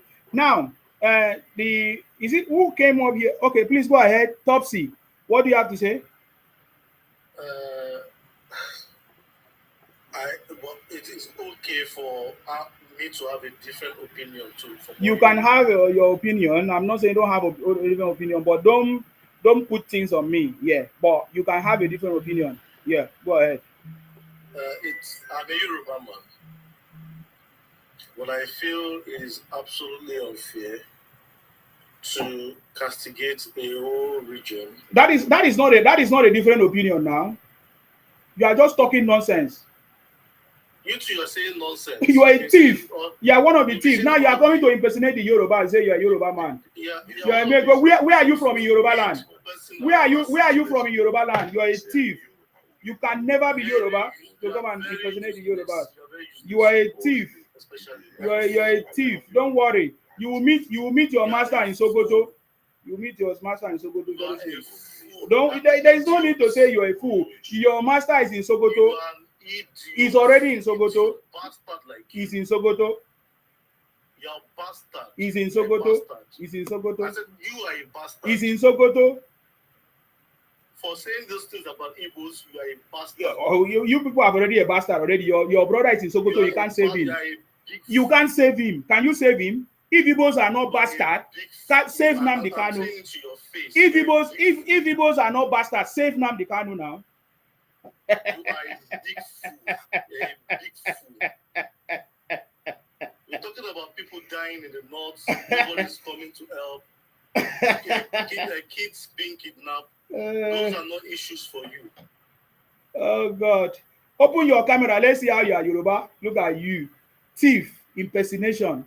You think that we don't catch you people? I'm from Ondo State. Open your camera. Let's see your face now if you're a man. I chose not to. You say lie. You are Ondo State. Igbos are Ondo. Ever since that governor. What's the governor?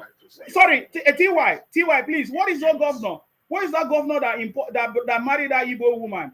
Yoruba have never have peace. Ever since that yes, ever since that man married that Igbo woman to Yoruba land, Yoruba never get peace. Where do you say you are from again? What is your name? So this is my face. No, what is your name? What is your name? What is your name? What is your name? You've seen my name on. My name is Tokwe. Where do you say you are from? Both of you are idiots. Both of you are idiots. My brother. You show your own fine face. My brother. I'm sorry for you. I'm sorry for you. You say your name is Tokbe. Tokbe who? Tokbe who? Because if you are from Yoruba land, we will know where the family you're from. Tokbe who?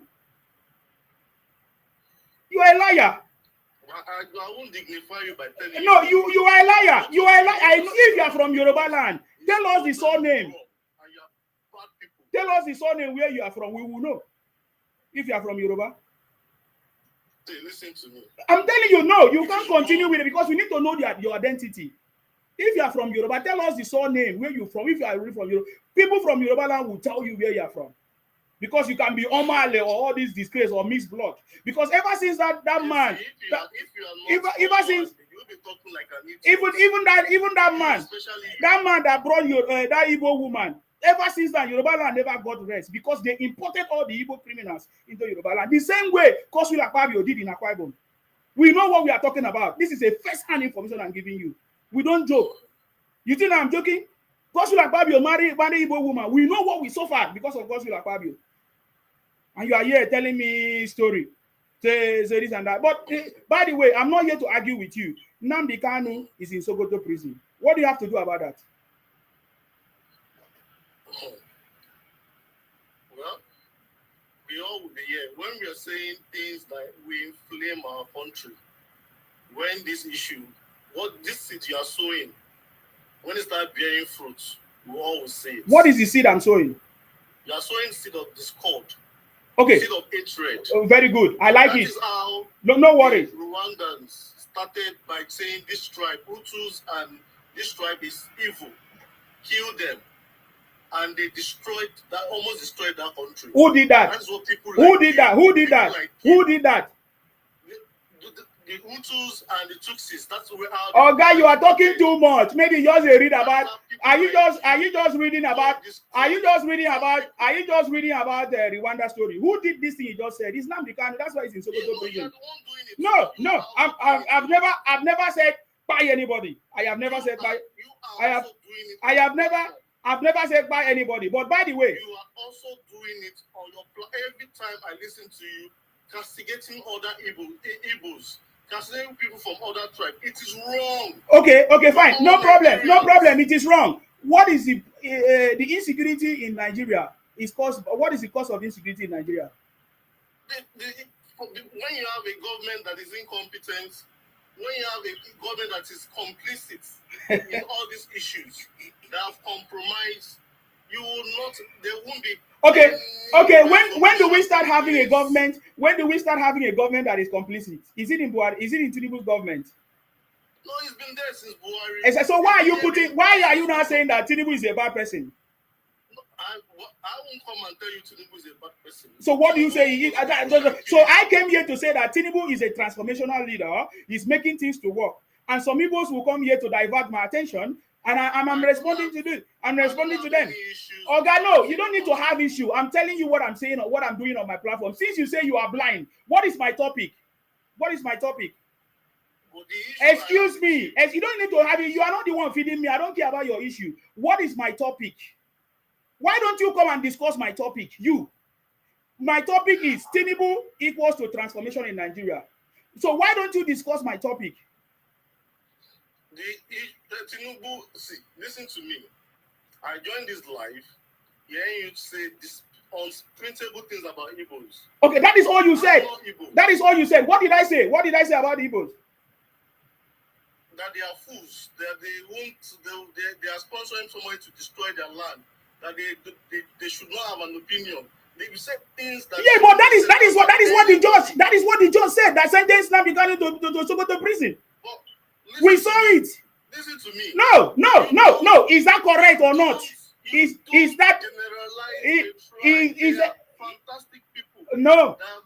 Igbos in 10 years watch Nnamdi Kanu destroy their land. Yes or no? Yes or no? If you cannot answer that, now I'm going to drop you because you are not sincere. In 10 years since IPOB was okay now. There were issues like every other part of Nigeria. Okay, you are not sincere. Now everybody can see you. I think I've gotten to the point now where everybody can see that you are not sincere. So I drop you. That is what I always do. At the point when I will bring you on my platform, I will make sure that I ask you questions to the point that it will expose your stupidity. Are you getting me now? For many years, Igbos have been telling us that it's Fulanis that is destroying the country. I joined them in their campaign. And even them, everybody here then come to say, "Oh, Isima, did you not support Nnamdi Kanu?" I say yes, because I thought what Nnamdi Kanu was saying was correct. Until Soludo came and other people came and discovered that the people buying their people is not Fulanis. But the Igbos have been raining cause and say it is the Fulanis. But we discovered that it is the other way around. It is actually the Igbos who have been buying their people. And evidence everywhere. So I don't want to go deeper because I could have played videos of all these things for you. Okay. So I'm not saying, I'm not even giving Igbo names. I'm telling them the reality, what has happened, which is a fact, to the point that Nnamdi Kanu has been convicted. He's a convicted criminal for that to that point. You understand me? Now, when you talk about generalizing Igbos, I've always been saying it. If Igbos are 100%, 99.9% of them are Igbo, IPOP, Biafra criminals. Now, if you are aware of the latest information that I just received today, that Igbos among themselves, even including Soludo and others, they have said that they are going to continue the sit at home in their place on Mondays. It is the decision of all the Igbos in Igbo land. You understand me? So what are you telling me now? When we have fact and figures, when we have evidence on ground. Now, if anybody wants to come and defend Igbo, you always impersonate other people. You impersonate the Yorubas, impersonate all kinds of other people in order to make your point. No, make your point as a straightforward person, just like I'm making my point. I give you evidence. We suffered in the hands of Godswill Akpabio when he was a governor. Even as a good governor, we found out that most of the projects were handed over to the Igbos, and our people in our Kwewon were crying and suffering. So many issues were there. That is evidence. So these are proof. These are evidence.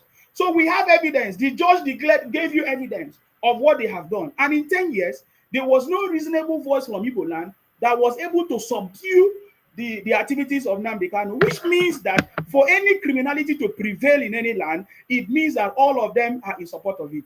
Then, example is Sunday Igboho. Look at Sunday Igboho. When Sunday Igboho started, many people listening to him at a point, they all say, no, this is not what we want. And they silenced him, and they were able to silence him. How come Igbos were not able to silence Nnamdi Kanu for so? Which means that all of them are the same.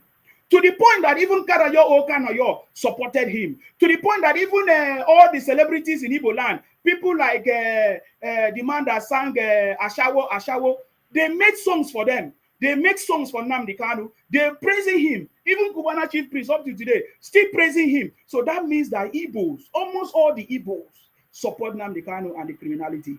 And what is their plan? Their plan is Igbo expansion agenda. This is something that we must never be silent about. It doesn't matter how you want to bring emotions and say, oh, you are silent, you are categorizing all the groups. No, it's what the Igbos support and what they continue to do. And somebody needs to call them out. And I'm doing that without being ashamed of it. Bianco, Jugo, all of them are still in support of Nnamdi Kanu today. And you come and tell me. So even a sitting senator, Abaribe, supported Nnamdi Kanu and all their group. And you are telling me that Igbos are not in support of what Nnamdi Kanu is doing to expand into other people's territory and to use propaganda in order to get presidency. Rita Edochie, all of them, they are in support of it. And you come here to talk nonsense. Don't ever come to my platform again. Are you getting me now? If you think that what I'm doing is wrong, report me to any authority and let them ask me questions. Okay? I'm in the UK. All right? So that is very, very clear. Because I know that I'm not doing anything wrong. I'm confirming the facts. Yes, please, Yoruba, go ahead. I salute you. Good evening. You're welcome. Okay. I actually did not want to come up before. I was just enjoying listening to everything. But this last man that smoked, He really smoked.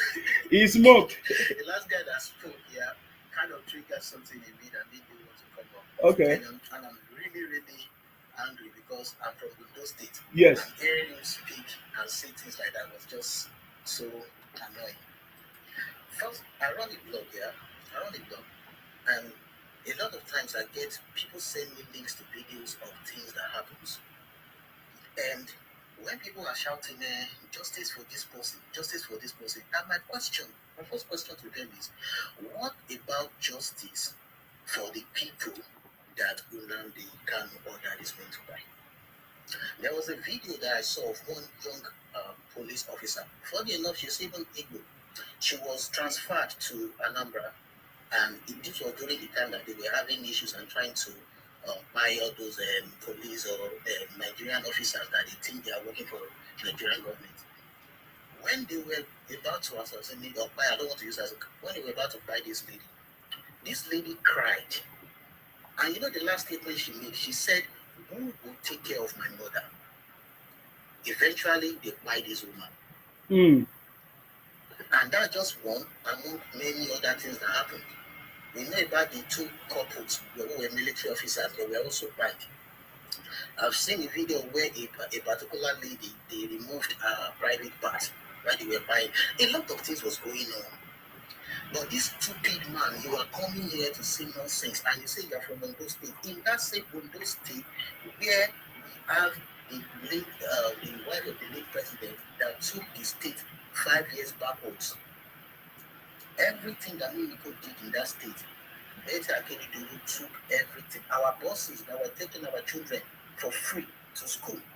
For free to school. She took all those buses to Imo State and never returned them back.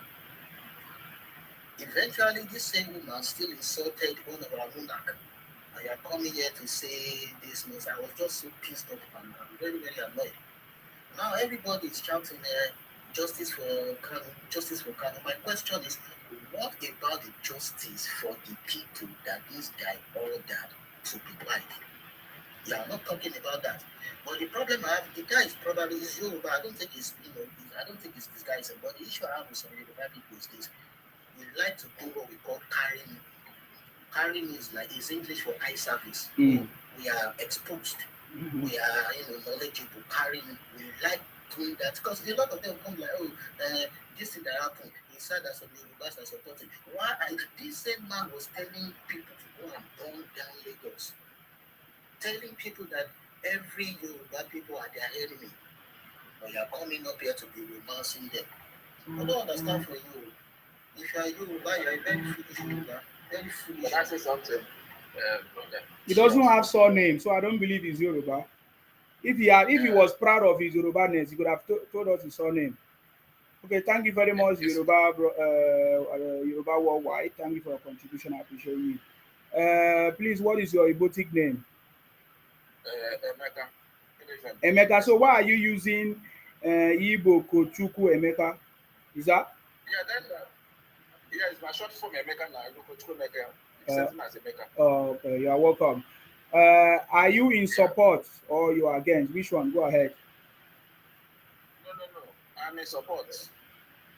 Okay. You know, when Nnamdi Kanu started, his aim is very, very clear.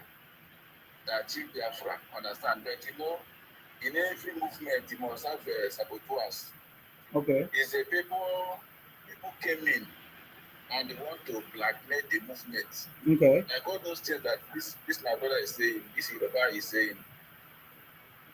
But believe me, if you now understand that to achieve one dream and they bring people to yourself, people will come that to pretend as if they're following you. But their real color is to do something that will bring bad name to you. When the Kanu started, a lot of people were following him, and the politicians become aware of the crowd that he was controlling. They have to plant some evil seed in the movement, and those are the people that bring back them. So what about the commands he gave by himself? You see, we understand the actions of people, my brother. I understand what you are saying, that people can try to infiltrate the movement, fine. But remember, the judge, the punishment and the sentencing was based on what he said with his own mouth. Live and direct. It was publicized on a national television to the whole world. So this one is not anybody that infiltrated him. He was the one that said, go and buy. He needs 2,000 in console head. Go and buy police. When you get it there, remove their head. Go and bring Sowolu's head. Go and bring Wige's head. What do you have to say about that one? Yeah, when they discharged him for the first, there is a time that God gave him a bail to go home. No, that one he did not. That crime was not even there. The first bail that Nnamdi Kanu got was even different from this one. because that one was when he was protesting everywhere in Nigeria. Those ones were different. But this one now happened 2020. Yeah, he started saying all those things. So my brother, why I'm reminding you this is don't say that he tried to blackmail, because look at me now. I do many things, and if I notice that somebody is using my name or doing something, I will come and condemn it. You will never hear me say go and buy somebody. That is out of place. You know, understand me? That is out of place. And if you say Nnamdi Kanu was fighting for Biafra, how? A man who said that he studied in the UK, and he does not understand the structural system of Nigeria, the political system of Nigeria, to follow the right channel, to follow. Has there been any effort made to follow the process in Nigeria, or an Abadibe presenting any paper in the Senate or anywhere in order to follow the process, or even if there is no any word like a referendum, but present any case? So there was no such thing. Nnamdi Kanu was a political tool that turned out to be a disaster that pied himself. And that is why some of those politicians are still trying to lobby. I listened to Ojo Sokalu today saying that he's trying to fight to see if there's going to be a political solution. Well, if there's going to be a political solution, it means every other person will rise up to do the same thing that Nnamdi Kanu did. Are you getting me? So my brother, don't cover this thing. He committed the crime. See, me, I follow Nnamdi Kanu. I can tell you that I supported him at a point. I used to sing for him, but when he started buying people, that is the one I'm not part of it. And that is the highest, one of the highest crime. And do you know why his own is worse? Is because he publicized it using his radio Biafra. He was not afraid. He was not ashamed. He said that there's no law in Nigeria and that there's nothing anybody can do to him. That is why he's facing these things.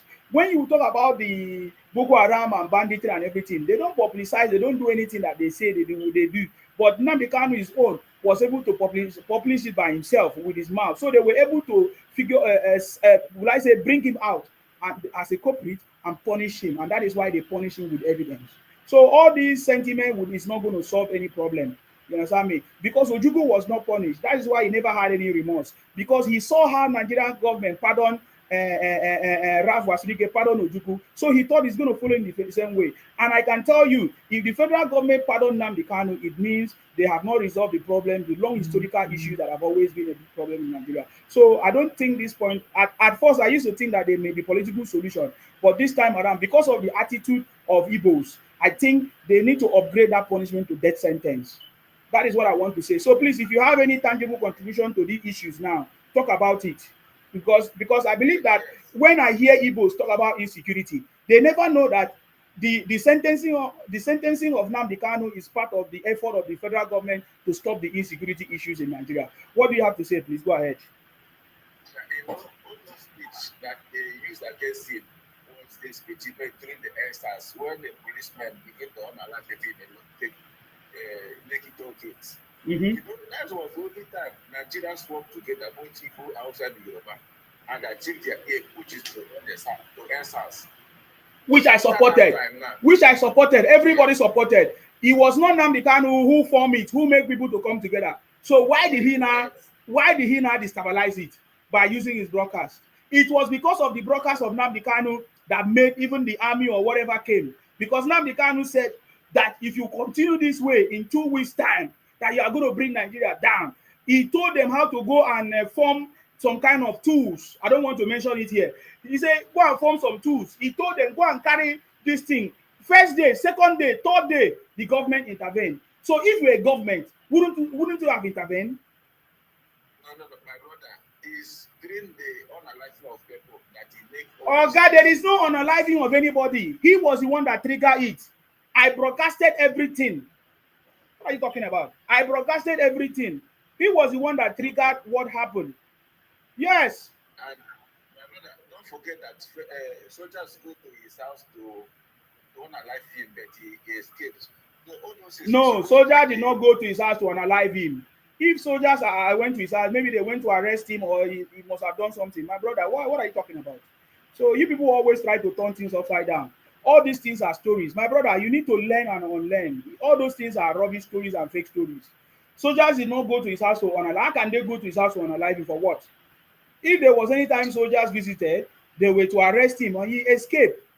And innocent people were killed in the process because they opened fire. So my brother, I don't know why you keep lying. It's not on my platform. I don't know. You make mistake. I'm not a novice. in this conversation.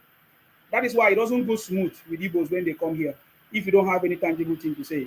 So what do you think is the way forward for Nigeria? Because as it stands now, Nnamdi Kanu is not going to be released. It's going to be there, life imprisonment for in Sokoto. What do you think is the way forward? The way forward now is government should free him because for people from Southeast, we see him as a freedom fighter. If the government they really care for Southeast, they should release him because it's only in Nigeria that they see IPOB as a terrorist group. Remember, IPOB is in Ebonyi State. IPOB is the Enugu State. Why is it that it's the one in Imo State that bring it by name Nnamdi Kanu? Why is it to that? So why will the government release him? Why will the government release him after he fired over 120 something policemen and burned down a police station? Why will the government release him? Nobody above mistake. So do you know the law for that? Do you know the punishment for doing that? They have suffered him a lot. They have suffered him a lot. Over 10 years now, I've been in detention. It's not over 10 years. It's not even up to 4 years or 5 years. It's not. Why are you lying now? Anyways, so they will not release him if that's what you are talking about. If that's what you came here to talk about, they will never release criminal. He's a convicted criminal. That's the law. It's now well known. He's a convicted criminal, not just a criminal, international criminal. So he's a convicted international criminal. The day you people will wake up to the truth, that is the day the Southeast will be free. So as you people continue to meddle with terrorists and criminals, then it's not going to be, Southeast is not going to be free. Okay, thank you very much, Emeka, for coming. I appreciate you. Little Star, is your turn. What is your erotic name?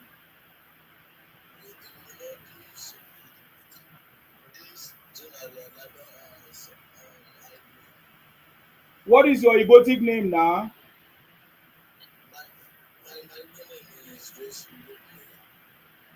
Is what? Chukwu Emeka, you are welcome. What is your contribution? Please go ahead.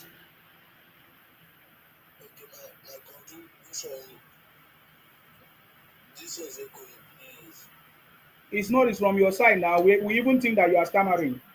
What happened?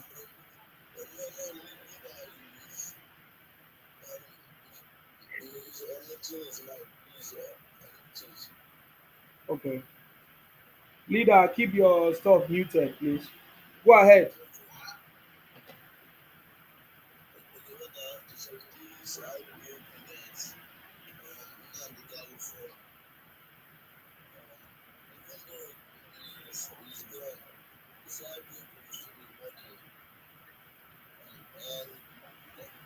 IPOB is a terrorist organization. So anybody that is working in IPOB, that person has signed his death sentence. It's as simple as that.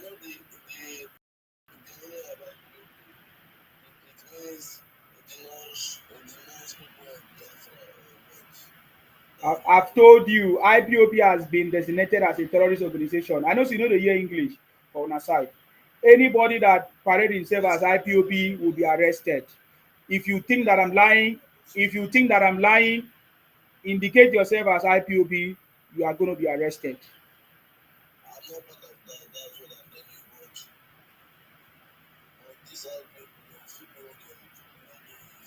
I've just told you. It's like you don't understand anything. It is the job of the government to look for them anywhere they are and punish them.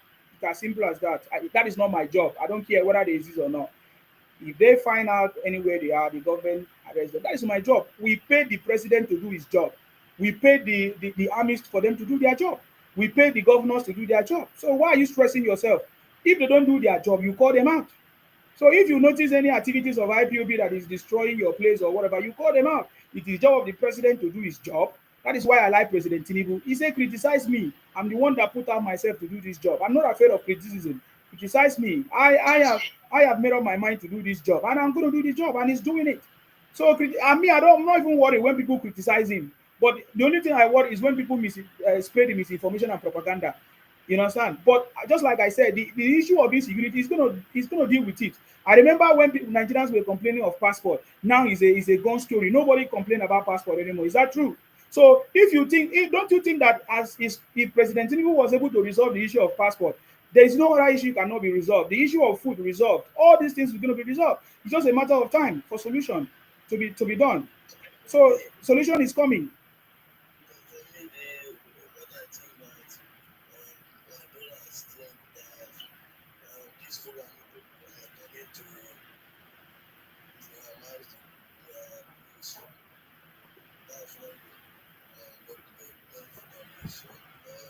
No, we have over 36 states. How many states in Nigeria that Fulanis are Fulanized or whatever? And it's very, the last speaker, the other guy that came up, he said to me, I should not condemn the whole tribe. But Igbos have been condemning the whole Fulanis for years, for 10 years. Namikano has been condemning the whole Fulani, say they are the one doing this. But it was discovered that it was not true, that it was actually the Igbos that did it. So, my brother, there is no, tell me any state in Nigeria that Igbos are, that the Fulanis are Fulanized. No, rather we have seen Ibolani. Do you know what is called Ibolani? If you were listening to my platform here, you listen to when Igbo man came here and say that in all the state in the south that Igbos are there. That is Ibolani. They want to expand into our territory. It is actually the Igbos are trying to Igbonize us. It's not the Fulanis, because I've never seen any Fulani man come to force me to speak Fufude or to force me to become a Fulani man. Rather, I've seen Igbos come to my place to try to Igbonize my people. Ojukwu did it and failed. So that is the fact. So I want to challenge any Igbo man to come and challenge me, because I'm presenting a very strong case. You understand me? So that they will stop doing it. So in Nigeria, the greatest people that have Igbonized, try to Igbonize people are the Igbos. They live everywhere in Nigeria. They travel to Lagos, they say they own it. They come to Akwa Ibom, they say they own it. They go to Ikwere land, they say they own it. So please, that is wrong. Go and correct your people. It is not in my platform they will come and show emotions. We don't deal on emotion here, we deal on fact and figures. Are you getting me now? And I'm very, very correct in my conversation, and there is evidence to back it up.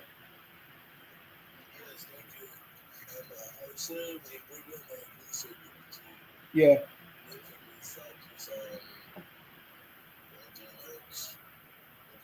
most of the fact is I say because of there's no job for people, and people are not okay with their job, so they need to go to some job that will give them extra money to like do what they want or something like that. And these are of course a lot of problem in Nigeria. And so why this government I don't know what's happening to my speaker, but My brother, go and solve your problem. I've been patient enough. I lack patience this time around. Go and solve your problem. We can't be wasting time for you. You say you never declare your disability to us, so I can't contend that anymore. Leader, what is your contribution, please? Yeah, my chairman. I salute you. Thanks so much for the job. You're welcome. You know, so I don't know, my name is Jano Sime from Edo State. You're welcome, sir. So, you know, the issue of Nnamdi, sometimes when I listen and people talk, you know, they criticize the government and all that, it's fine. Like you pointed out, the president is listening to the masses, listening to criticism, and is taking corrections. That is fine. I'm not saying the president is perfect. He's not perfect. Like every other government, there's no government in this world, in the past, present, and even in the future, that can boast of perfection. Now, let me not talk about the issue of Nnamdi Kanu. From what I understand, because the issue of Nnamdi Kanu is something I followed. From the time Nnamdi Kanu started, that is the IPO. Everyone who had, you know, the intellect to understand what governance is and what unity of the country is, you should know that when you start up a kind of a crisis against government, or let me not use the word crisis. Let me first of all use the word, you know, asking for some rights. If you want to do that, you know how to go about it. Which I know in that time, as at that time, even you yourself, you were able to supporting them in the beginning. I support at a point in time, At the point in time, the whole thing turned sour. Then the guy became very arrogant to the extent that this guy was able to raise a standing, let me call it army. He raised a standing army against the government, against the constituted authority, and said you are fighting for freedom. And then you will be checking them, they will be calling you chief. Onyendu. Chief. Yes. You can imagine that kind of thing. You will be doing kind of honor, people honor for you and all that, what they do for the president of the country. Yes. Let's tell ourselves the truth. If you were the president at that time, and somebody doing that kind of thing in a country where you saw it to the constitution to protect the unity of such country, yes, do you accept such thing to have a standing army in that country? No, you won't. It will not be possible. That's how we don't need to deceive ourselves for God's sake. So then once somebody will say he was making a mistake, he was not making a mistake. No.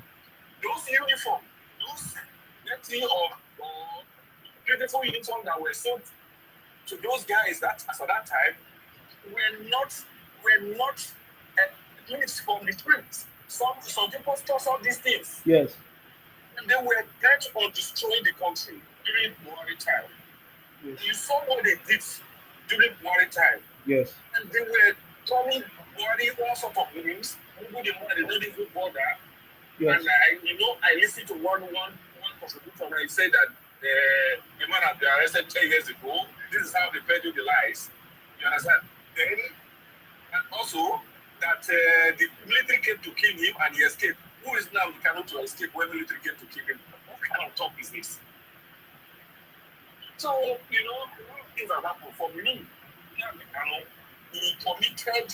He was so arrogant, committed crimes, and at the same time, he was just, I don't know what was giving him such, leverage to stand up and it's such a constituted authority from the president to the lower court to the Supreme Court to all the judges, and in fact, all the institutions in Nigeria were just insulting them whichever way, like in a very, very terrible way. At least every country deserves respect. So the last night before he started shedding tears, you saw him, he was insulting the judges. He called the mic and he saw the judges. Who does that? In what country? Where do you receive that? And now, let me remind you one thing. These people, the way they think that everyone is a fool. Recently there were crises, in the Middle East. These people, this set of people that are calling this man a freedom fighter. You remember they were calling the Palestinians. They were calling for their heads. That they are not freedom fighters. You understand? That they were looking for independence. And they were calling them terrorists that they should be killed. All of them should be criminalized. Yeah. You understand? So we saw all that. So why are you so disingenuous? Why are you so hypocritical to yourself and thinking that everyone is a fool? So please, Mikano is committed.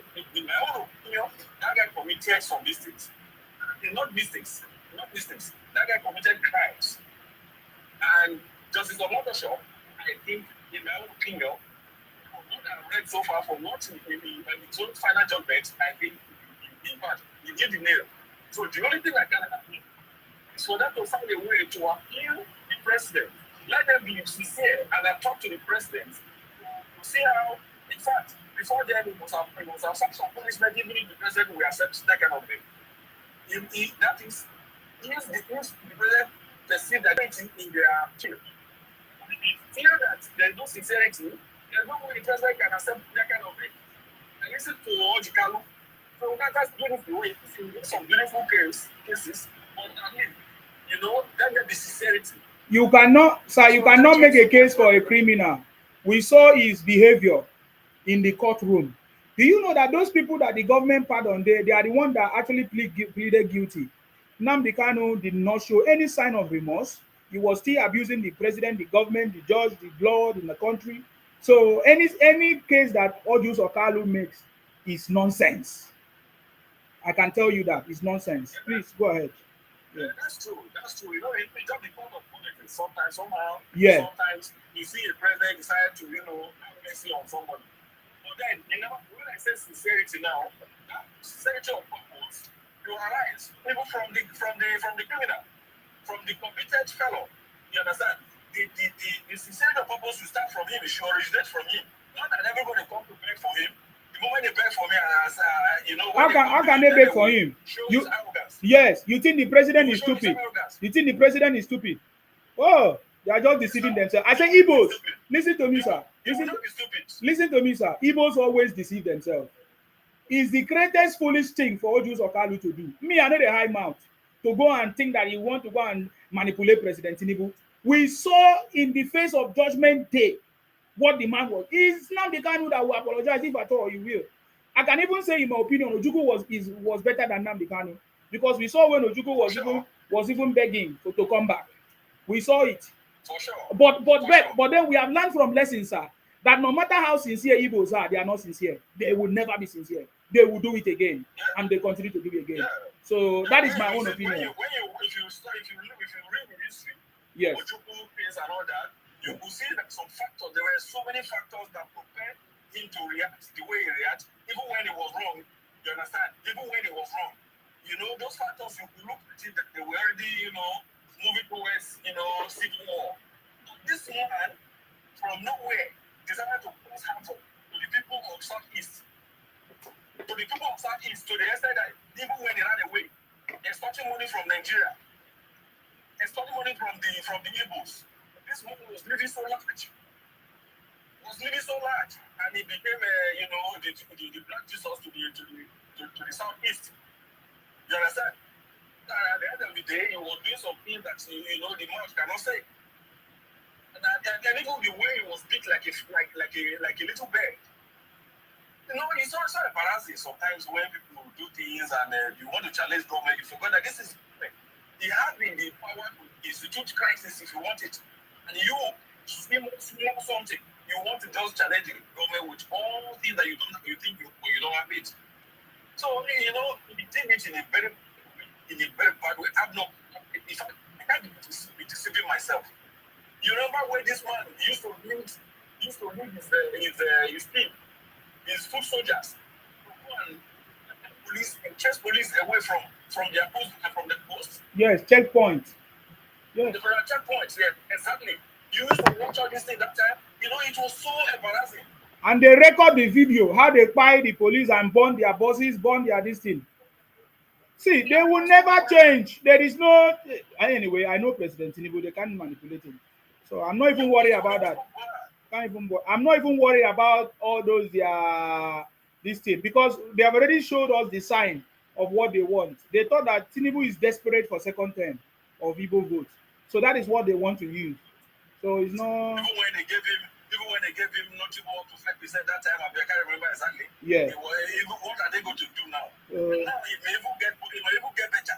Now that he's in they can't chase his supporters away the way they did. Yes. That last election. Yes. They can't chase them away. So he can even get more. Not able to fight on them, they can't be in jail or not. So it just too bad for these people. They should just, come together. My brother, I'm speaking so long that for so much time. Look, anybody from Southeast that is making waves, making serious impacts to, gravitate into the national politics, the same Southeast will destroy the person. They will destroy that person. Just watch it. Watch it from the time of Ngige. They destroy Ngige and reduce Ngige to nonsense. Watch it from the time of Okorocha. They destroy Okorocha. You need the power to destroy it until Okorocha was reduced to whatever. Now, look at the old Professor Soludo of those days. Though he's in Abia, to speak now, they already destroyed that man no matter what. And then destroy him. Everyone that aside from there that they could team up to support, they will destroy the person. But somebody who is ready to destroy them and cause havoc. Nonsense. Right. Look at what the other man that time that took over from them, they call himself Prime Minister. Is he Ekpa? They call him, I don't know what they call him. Yes, Ekpa. That man that man went to finish the work that Nnamdi Kanu started. He want to finish the work, and now that man has been convicted in a Finland. That man is in jail. Okay. The same time he committed the father of the crime, he was the prime minister, the president of the crime. Nigeria has just jailed now. Nigeria just jailed him. So what are we talking about? Does it mean that the Finland government were bribed by the Nigerian government? It is not possible. Do we have money to bribe Finland? Okay. The Finland judiciary, according to Nnamdi Kanu, talking to the judge, that you don't know the law. You don't know the law. Show me the law. Show me the, it shows that he was already having some mental issues. He was already having some mental issues. Talking that way to a judge, a learned judge. No. Thank you, my brother. You are doing well. Thank you. Thank you. Get somebody to speak out. To speak out in that country is a difficult thing. It's a difficult thing. Thank you very much, sir, for coming. I appreciate you. Thank you very much. Thank you very much. Thank you so much. Thank you very much. I appreciate you. Thank you. According to them, they say that Biafra is an ideology for them, and which means the ideology is for them to expand into our territory, the territory of the South people. So that is a big crime. So the government can that is a big crime on its own for Igbos to try to expand into our territory, because Nnamdi Kanu was not fighting for Igbo nation. He was fighting to expand into the territories of the Ikweres, of the Ibibius, of the Jaws, of the Edos. So he's not fighting for any. So that is a crime for anybody to try to annex us. That is ethnic cleansing. That is what he wants to do. So there are many implications to the judgment that the government have given, even as they reference it to just the violence and the things he did. But he went further into trying to expand into other people's territory. So for us, it's not going to look nice for anybody to come and be using emotion to whitewash us. That kind of stuff. So that would not work. So because I remember that time I used to get this argument discussion with some of these IPOB supporters. So they would tell me that those states is part of Biafra. That from the map, they will show me the map they drew themselves. They say this is those states. It's part of it. In fact, they put the whole of South inside it. I said, what do you mean? So do you mean that Igbo? I don't speak Igbo. I am not from Igbo land. There's no way I would join them. If an Igbo man is fighting, he doesn't want the Fulani. He hates the Fulani with all everything that has to do with him. Mm-hmm. Then you hate the Hausas. For everything that they have to do with you, with your blood. Then you think that I will believe that you will love me. Oh. Then you put me in your own enclave. Mm-hmm. At the end of the day, I have become a minority in your own enclave, in your own country, so-called country. Yeah. Which I don't speak your language. Then the same problem that you were encountering with the woman, and then you put me inside it. So I look at that joke. I said, no, these people they are not really serious. But this man is not serious. If you're looking for Biafra, then let them be there needs to be one man called Waziriki. That was Ricky. That one was doing it. The Kanu came and told him that he's a stupid man, doesn't know what he's doing. Yeah. Okay, so that one decided to disappear. He just disappeared. Yeah. So thank you very much. So let's give this guy. They have been waiting for long. If we have more time, we'll continue. That's great. Thank you very much, bro. Thank you very much for coming. I appreciate you as well. Thank you, sir. TikTok. Hey. Hello? Yeah, there's a lot of noise where you are. Who is talking? Onye. Oh, yeah. I greet you guys. I greet everybody. I salute you. I greet you. I just think I put some little contribution in this your program today again. So, this situation will be up where we're not supposed to be dragged down so far. You understand me? I'm a Yoruba guy. I'm from Ibadan. So, fully Ibadan. So, the situation be say, all this thing that is going on, that is happening, is something that it must happen to Nnamdi Kanu. But do you know one thing is that why we really not really interested in all these things is that and why some Yoruba they say some of them will be say they don't listen to propaganda of Igbos because Igbo was born with propaganda. They was born with propaganda.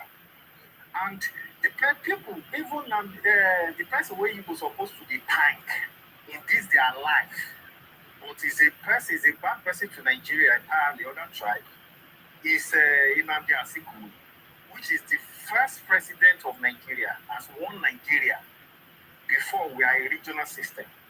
So this man is the one that is running to British Queen Elizabeth for making to make Nigeria the one, so that they can be sharing all the whole money they are getting equal because they see that they did not have any resources, you know.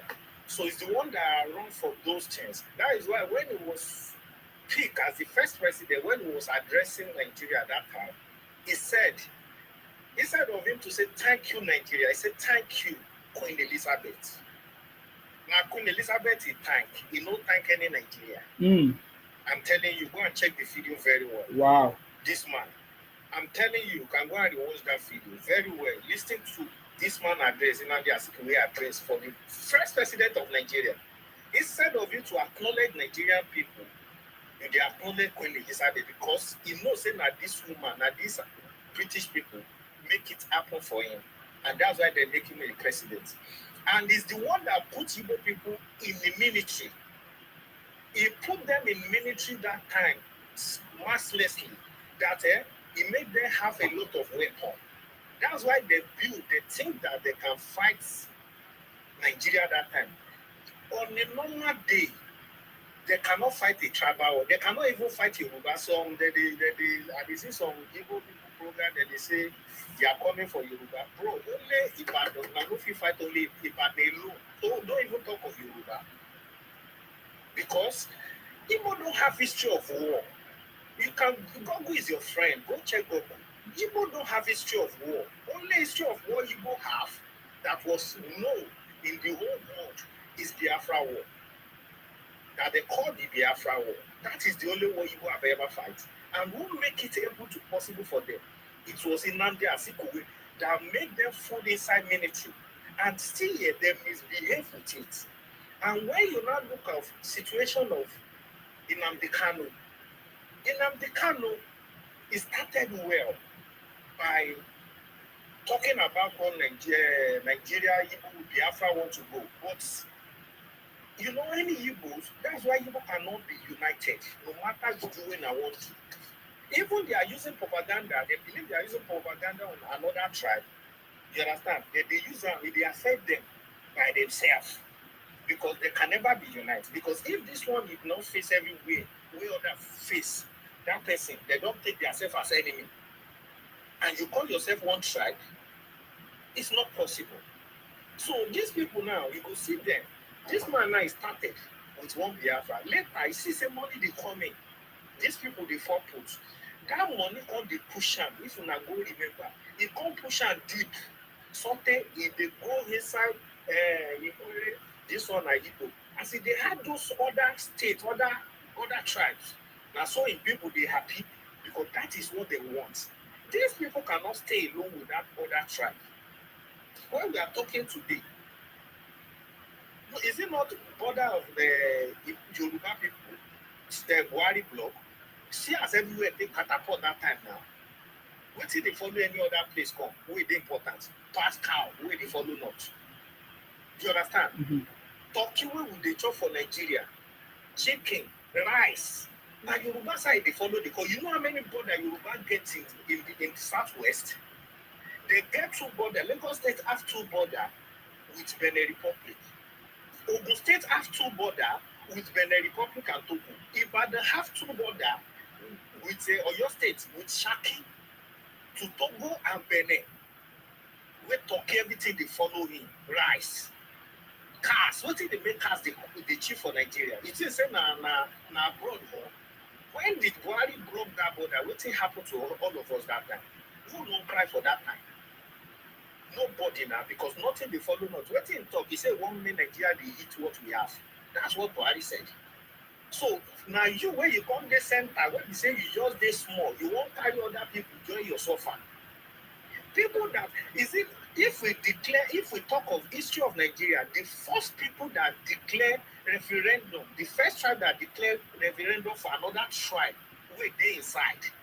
Now Obafemi Awolowo is the one that have proof referendum. That is what push Obafemi Awolowo where you could pay do backslapping where they send down to prison, and where did some northern a lot of northern did not accept, where they remove Midwest, where they say they go for the referendum if they don't want to be part of Western region again, and they approved that referendum, and they did the election about the referendum, and the thing it got successful.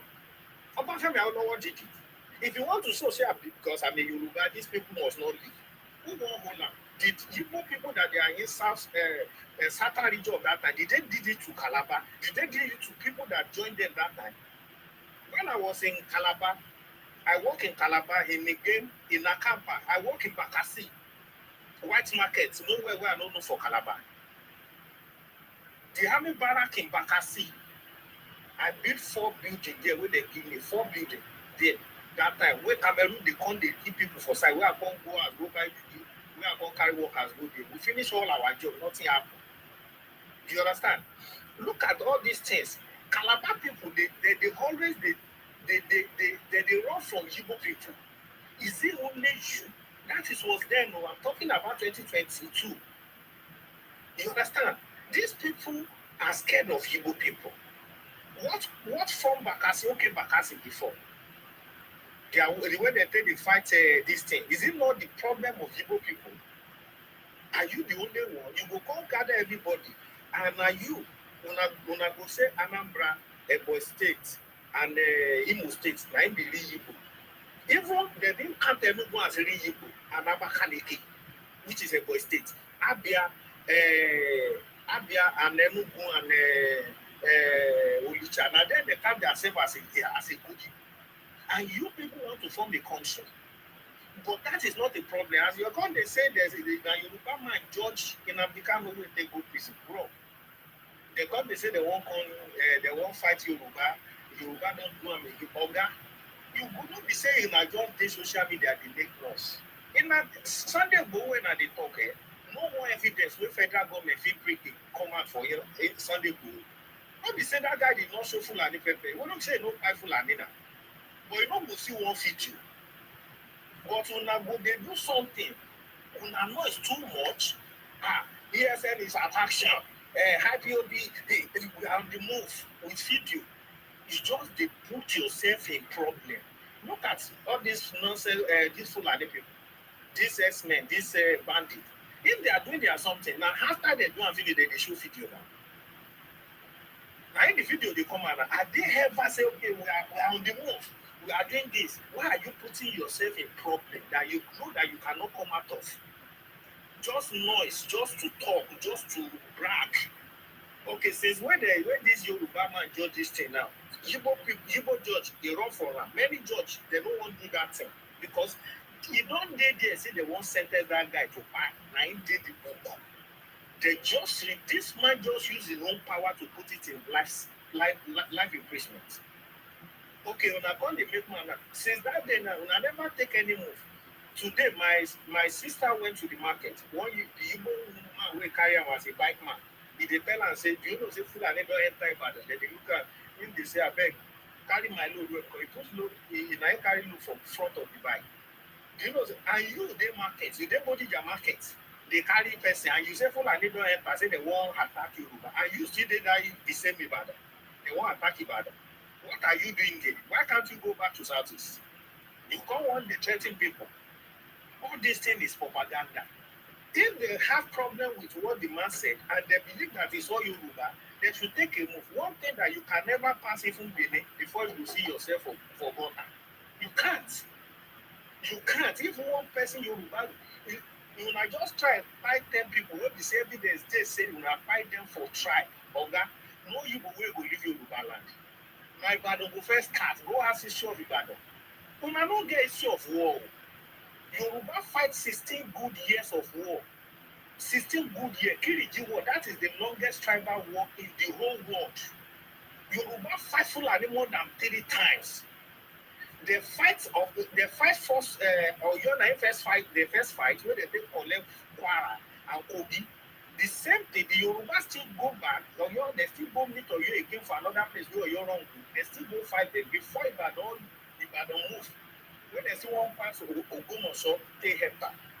When they pursue them back, when they collect part of Kwara State and Kogi State to that Kaba, to that place where river dey for Kogi. You understand? You don't have issue of war. Yoruba they fight themselves. If you go watch history, if you go watch Yoruba movie, all this Yoruba movie of war where they say now history. Una no get issue of war, I swear down. If una get issue of war, una dey learn, no dey, una no get am. If they talk of war, get issue of war, you go dey talk of Yoruba, you go dey talk of Fulani, and Hausa have been conquered. And not the only the Fulani of other all these Mali, Fulani, all of them, I fight Yoruba. Not the Umema from war. Do you know how many years these people they fight each other? But see, just because of say this man just give on a weapon, they just carry on and say go for military. You know, as if you say I don't fight war. No, never fight war. Tribal war, they different with Nigeria government, they fight you. Nigeria government, that time, they still they use substance, they follow this thing that time. When they no destroy their self. That's why Nigeria government, they still get with you. But even as a tribal war that time, everywhere we don't was past that one. So one, I won't look history of people when I want they say when I want fight. You understand? That's just it. When they say just they somewhere they make noise. Go and go to Google, check history of this Yoruba people wey say one fight. Look at their life. Now Yoruba that time when British they don't tire. Yoruba fight each other, they tire. They tire. Abeokuta Ogun State. If in the year of Abeokuta for Ogun State war with Ibadan, if in the year of Ibadan with Orielegun also for Ondo State and Ondo State and Ondo and Ekiti, if in the year of the Osun State war, these people fight themselves. They don't tire. They don't look for someone to settle them when British take come.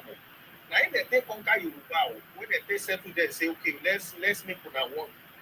If not, British no go get chance for Yoruba land. But una when I no even get any issue of war, the first one when I fight now, una still they take the boast to today. Una never even tried any war. Una okay, person they claim for Biafra.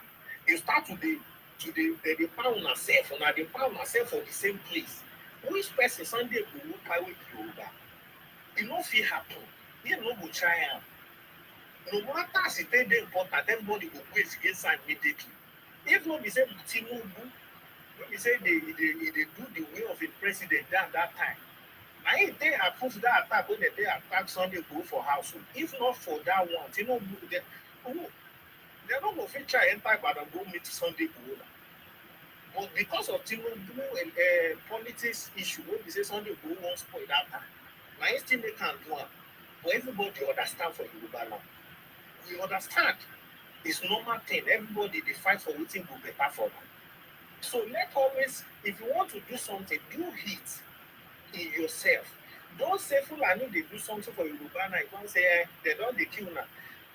All this weekend, Saturday, Sunday, Fulani they attack them for road. They don't feel where all their motor park for Enugu, for Igbo State. But when they go on social media, they talk as see, they don't feel fight now. They can run now this one. It never happened new. But Yoruba people don't get a lot of patience. They always use patience. But when they kick, the head. That's their own problem. When they kick, the head. So let's understand what we are doing. If you want to fight for your Biafra, start from where you belong to. Don't hurt people. Now people will come meet you and say, we want to be part of you. Look at what is happening in Kogi. Now Kogi, they send message, they call on Yoruba people, say, no, na help us. Now Ilorin people, they call on Yoruba people because they know, say, they put them for southern, northern, what's it they call? West, north. Now they put them now. They are not part of West. They are mid north be something. Now they call Kogi and Kwara State now. But still here they are calling on Yoruba to come and help them. The first attack, they catch those people, they catch those Fulani, those hunter wey dey go there, those OPC, they catch them, they capture them. This one also, they don't release them now. So that is it. But many of it like that, if it happen in another place, it may not come out. You understand? So let always be guided. If you want to claim something, if you want to do anything, do it for your people. Claim what is belongs to your people. Don't have anybody join your journey. Do you understand? That is how life if you dey sweet. What is the insurance if na say okay na dey come Benin and say dem be part of na if Benin Edo state now join Biafra, Delta state join Biafra, Bayelsa, all these people join. Wetin una don do? The history wey na get for ground, the other tribe wey dem dey part of southern region of that time. What did the history did you claim? How did you treat these people? How? How did you do them? But now you are still watching those people wey be say they still remember wetin happen to them when they still come join you. It's not going to happen now. All It's right. not. That is it. So these people they can be a country on their own. The Calabar they can join the River State, the River State to join to Edo State. They can be a country because all of them their population of their tribe. They can say okay, everybody will be fight for All them. right. Maybe Thank that one you. will give the rest of mind. So not be say by force say one guy now we get am. Now our water reach but what is water wey you get? There no be this one, there no be that one. Cocoa house na Nigeria money. The embassy in UK now una get am na Nigeria money.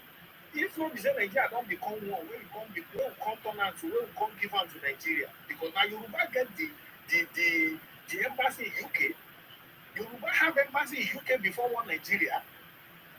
And that's the word they are using to today. Is a Yoruba house. Cocoa House is there. It has become federal government situation. Stadium, international stadium, the first stadium in Nigeria, Adamaseba for Ibadan. Is here Nigerian money? You don't remember when British first come play football? That is the first stadium we have where everybody dey play ball now. It's a Yoruba money, it's a Cocoa money. People wey get right to dey talk about those things. Now the people wey dey western region of that time, like Edo side of Edo people, Bende state of that time, part of Delta state, part of Bayelsa, all those Bayelsa, Ijo, Shekiri, and they gain level to talk say, we are one people that time. We have access to these things. And those things have become Nigeria home. Because when Nigeria depart, they will collect them back. You understand? So not Igbo. Igbo don't have anything they draw from Nigeria government because they never even build anything. Depot. Who is Depot? Did you use your money to build it? Did you have water? Did you?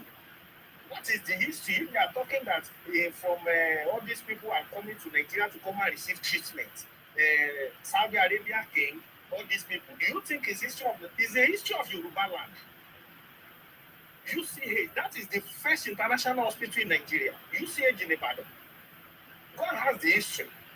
But when I just did there, I don't feel claim anything. If they talk say Nigeria first in France use TV, do you think say na Imo State they talk? Na Abeokuta Ogun State na they talk about it. Na them first France use TV. So not be say this all this history of a lot of Nigeria, if they depart and if they remove our guy, you go know South East go know say they don't get anything to claim to even boast of in the history of say Nigeria. All right. So one are they use sense. Thank you, Oga. And the kind don't fuck up. You don't Thank you. Now you don't talk. You don't do sir. If I give if I say you are really fired, if I give you time, you go and I think just to add to what you are saying, sir. Today on national television, Ojus Okalo admitted that Nnamdi Kanu destroyed over 3,000 businesses and by their people. Ojus Okalo admitted today. Yet I saw the Southeast caucus writing to President Tinubu for pardon. I don't understand what they are saying. So it's out of this world. If IPOP, as it be designated a terrorist organization, if they know that they have large following Why can't they bring out their own candidate and contest in election so that they can control their region the way they want? You understand You me? see, the family of those people when I become up myself, they write letter, they go stand for court, write letter, go court now to federal government. The family will back. If you all these people where they cry now, if their family, they are not people where and become IPOB cry, are they going to be able to support this man? Are they going to? They can't give a life imprisonment because of money where they see for a people. It change where they go. Biafra is a Biafra. You can't start to the insult all the whole king. You insult about Benin, you insult all your Fife, you insult your king, you insult this one, Mona burn this one down. Tinubu TV station, Mona, they go there, Mona drop and down. The BLC, where they depart BLC. Do you know how many BLC? This man make Lagos State bring military to that protest. If you don't know, Nnamdi Kanu, he scatter that thing because na him put him man, no be you arrange am for Nigeria. Nigeria arrange EndSARS protest on their own. Why did you turn it to another a tribal situation? You can't dey give order. What is happening there? I know one year story, and I don't get that. What is the problem? Now your problem, why can't you go and keep them the way you come from? That is the rubbish. Person go get problem and una get election. Now you do election in Igbo land, una choose una governor. No be Calabar person come be governor for Anambra. No be Yoruba person, no be Fulani person. But una go dey say, una go dey put blame of una own governor on another tribe. Now me feel some for you. This Tinubu, what Tinubu did for Igbo, they're not supposed to pay with all these things they are paying. That is the first governor that approved a lot of things for Igbo in Lagos State. When Tinubu was a governor, I was in the front of Alausa Secretariat, Army Barrack. This is MITV. This is Police Barrack. This is Koka Village Ghetto. This is Secretariat, Alausa Secretariat. I know Tinubu. I know Babam like this. Iyapupa where they say Amala for Koka Village. That is my home order. That time. Do you understand? I'm not Tinubu. I dey carry Amala no go Tinubu, go meet governor in the office. When he say, Omo Iyapupa, they will call me, I go enter. Take care of Iyapupa, call, go. Which point they go, I go carry and give her. Me, my mom go carry and give her. But when I just did there, this man, he put a lot of there, he approved a lot of streets for Igbo people in Lagos State. A lot of streets. This man have a lot of local government say that Igbo people they control in his own tenure. But what did they use to pay him back? Nonsense. After him, Marwa Garden, he pleased Igbo people small. And after that, Tinubu, nobody will don't give Igbo people chance in Lagos State, no governor where it is Tinubu. I can tell you, go and check the history of people where when they work with Tinubu when he was a Lagos State governor for 8 years. The time of chopping inside pocket, Jensapu. Now that time they could do election where Tinubu could they give better money. Not be now they give 1,000. Tinubu they give 5,000, 10,000 that time when money still get value. Where go take votes? Baba get money come for UK. That man get money, not be Nigerian money, he never take any position before. This is the first time where they become Nigeria. Okay, if Tinubu get it, is he not a governor of Yoruba land? Is he for Igbo? And I just want to carry every blame on top this man. Now he rule your place. Now you put governor for Anambra. Why you people don't think and take step forward? Fight for what is belongs to you. Don't carry people. Join your dirty. If you want to make yourself dirty, make your head dirty. All these Fulani where they spoil their name now. Nobody will want to be part of Fulani for the north if Nigeria comes to the divide. Nobody. Because they know say this one, the life people is not important in their life. You understand? Their face. Nobody. The same thing, the same behavior of this Fulani now they behave. When I go. Okay? Silence is the best action in everything you are doing. Go and face Fulani, no do fitu, run them, do mass burial in the bush. Make government go to detect them. Nothing concern you. But when I go just carry camera, we are now sure we are the morph. We don't take we are in the because of money where una people go. Now they want this man now life in basement. I don't they do cloth of Nnamdi Kanu they sell. People with money. They don't they sell in clothes. Is that life? And when I say that is an law one and you get my the book cloth of the kind cloth when they wear they sell. They don't tell to print and house they need now. They sell. for certain person who is myself, I like them. Make them go die. Honest, thank you very much. Yes, sir. Oh Thank yeah, you. I really appreciate God your bless time. you. It was insightful. That's why I give you more time. Thank you very much for your contribution. I think that makes sense. Honest, what do you have to say there?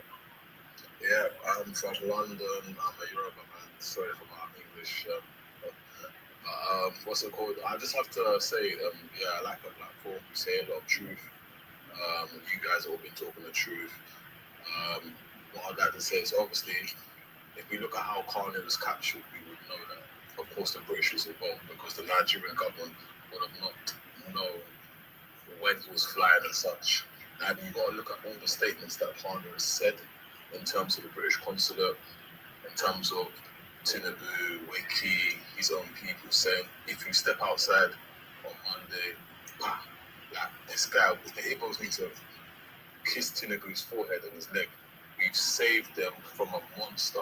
If he was ready to tell them that if you step outside on Monday, he doesn't care if they need to sell bread for rent or if they need to sell anything and they need the money. He said he wants Monday sitting day. So imagine if he become their proper leader or they cut off for Biafra fraud, he would destroy them. He would say, okay, today no one can even step outside. If they do, and also as well, I'm not sure what I wanted to say.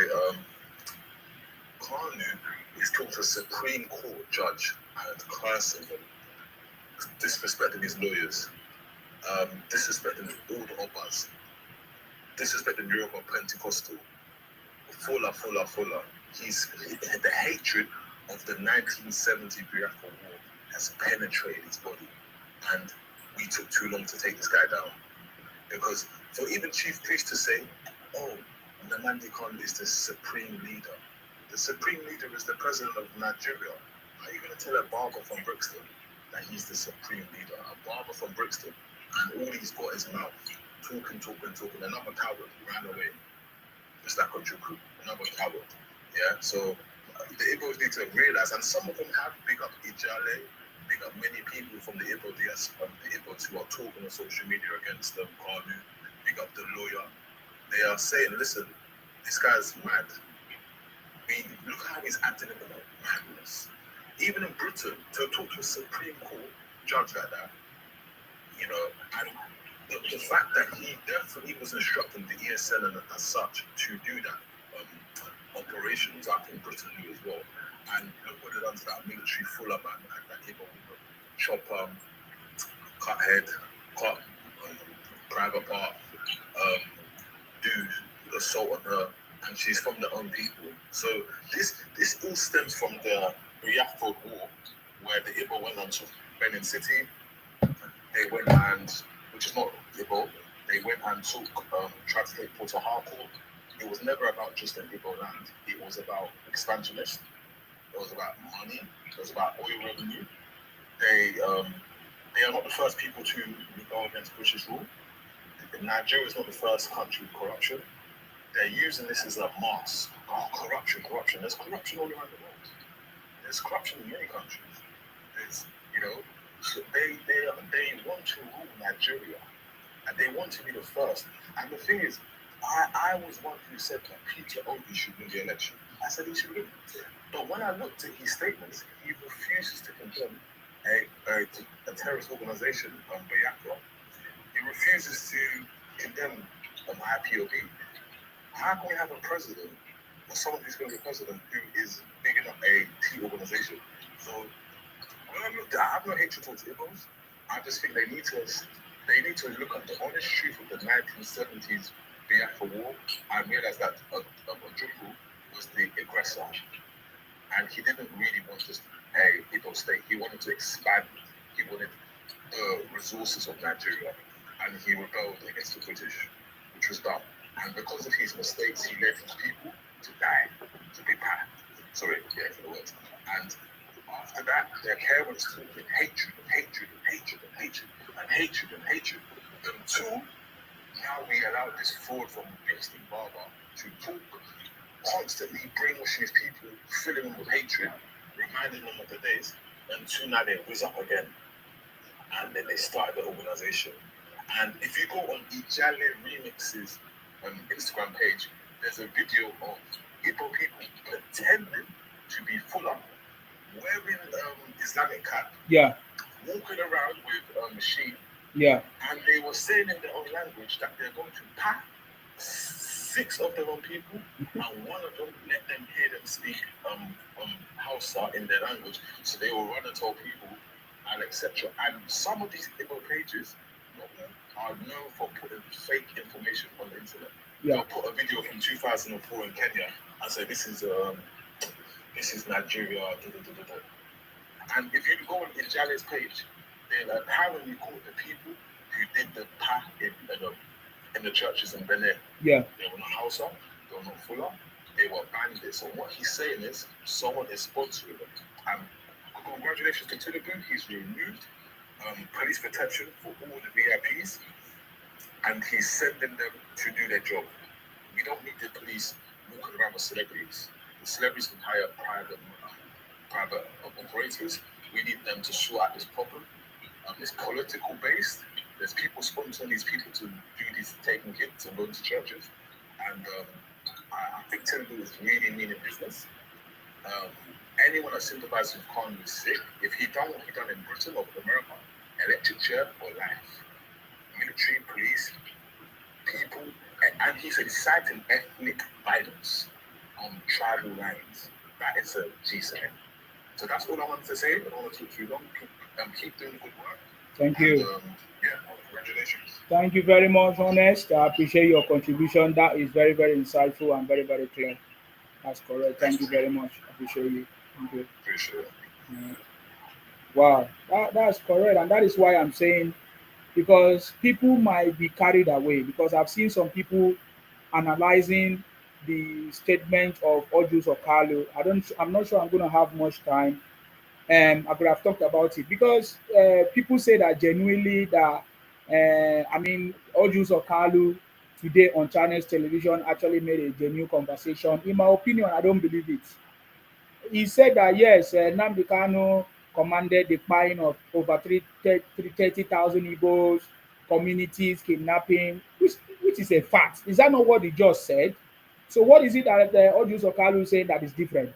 It's not different. But my point is that because he's using that to try to cajole people and manipulate people that, oh, possibly that Nnamdi Kanu might get a political solution or whatever from President Tinubu, and now they have filed or a letter or whatever from the Southeast Caucus, sending letter to Tinubu for political solution. That I think is manipulation, and we must be very, very careful with the manipulation of these guys. It's been a long time. We need to set a precedent, and what the judge have done is final, so that another person will not rise up because Ojukwu was not punished. Ojukwu was pardoned by Shehu Shagari. Ralph Wasurike was pardoned as well.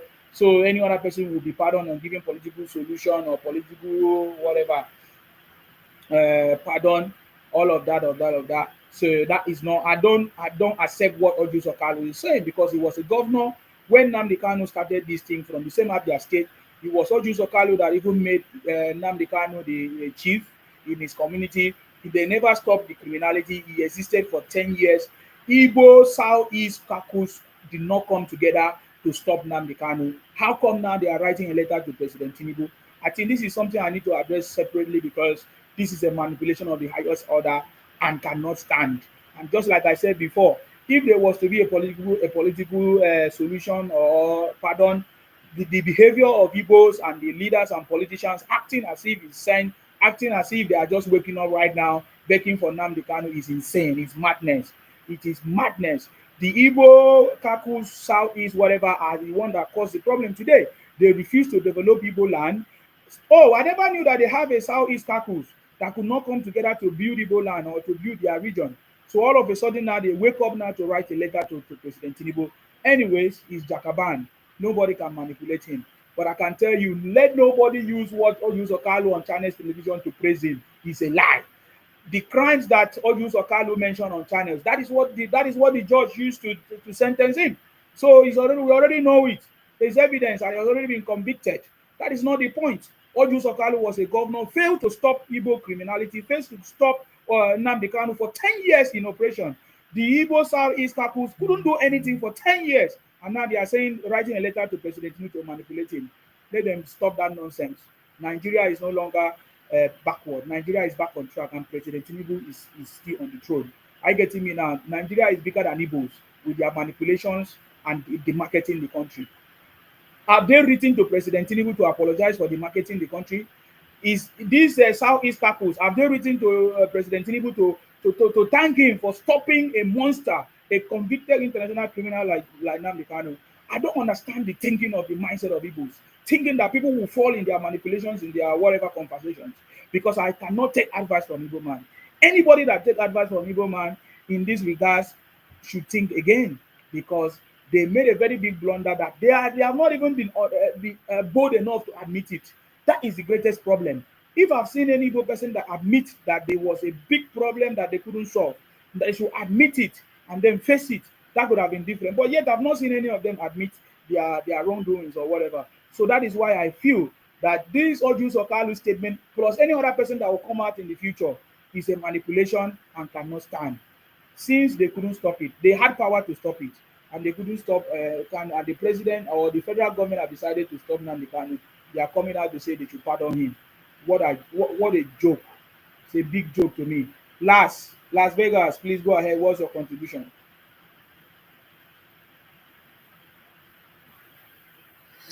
Yeah, thank you, Mr. Host. Yeah.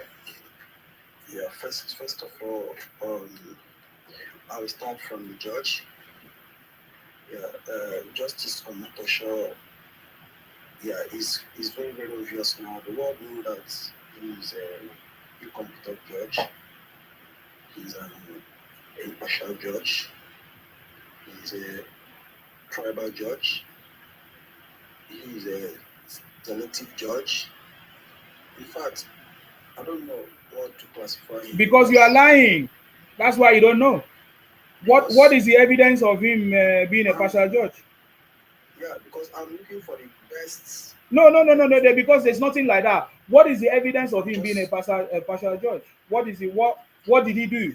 What did he do? Yeah, because a judge who cannot control his emotion is supposed to be in the courtroom. What do you mean by emotion? What did he say?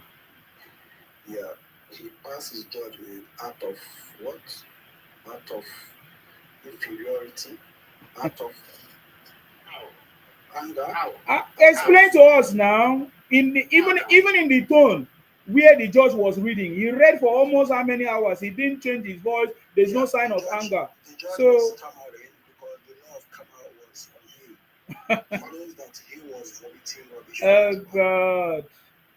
Because yeah, host, just take a look at it. Just have you listened to the record of that judge? What's the record? Have you listened to the? Everybody have it. Everybody have it. Except your own is doctored one.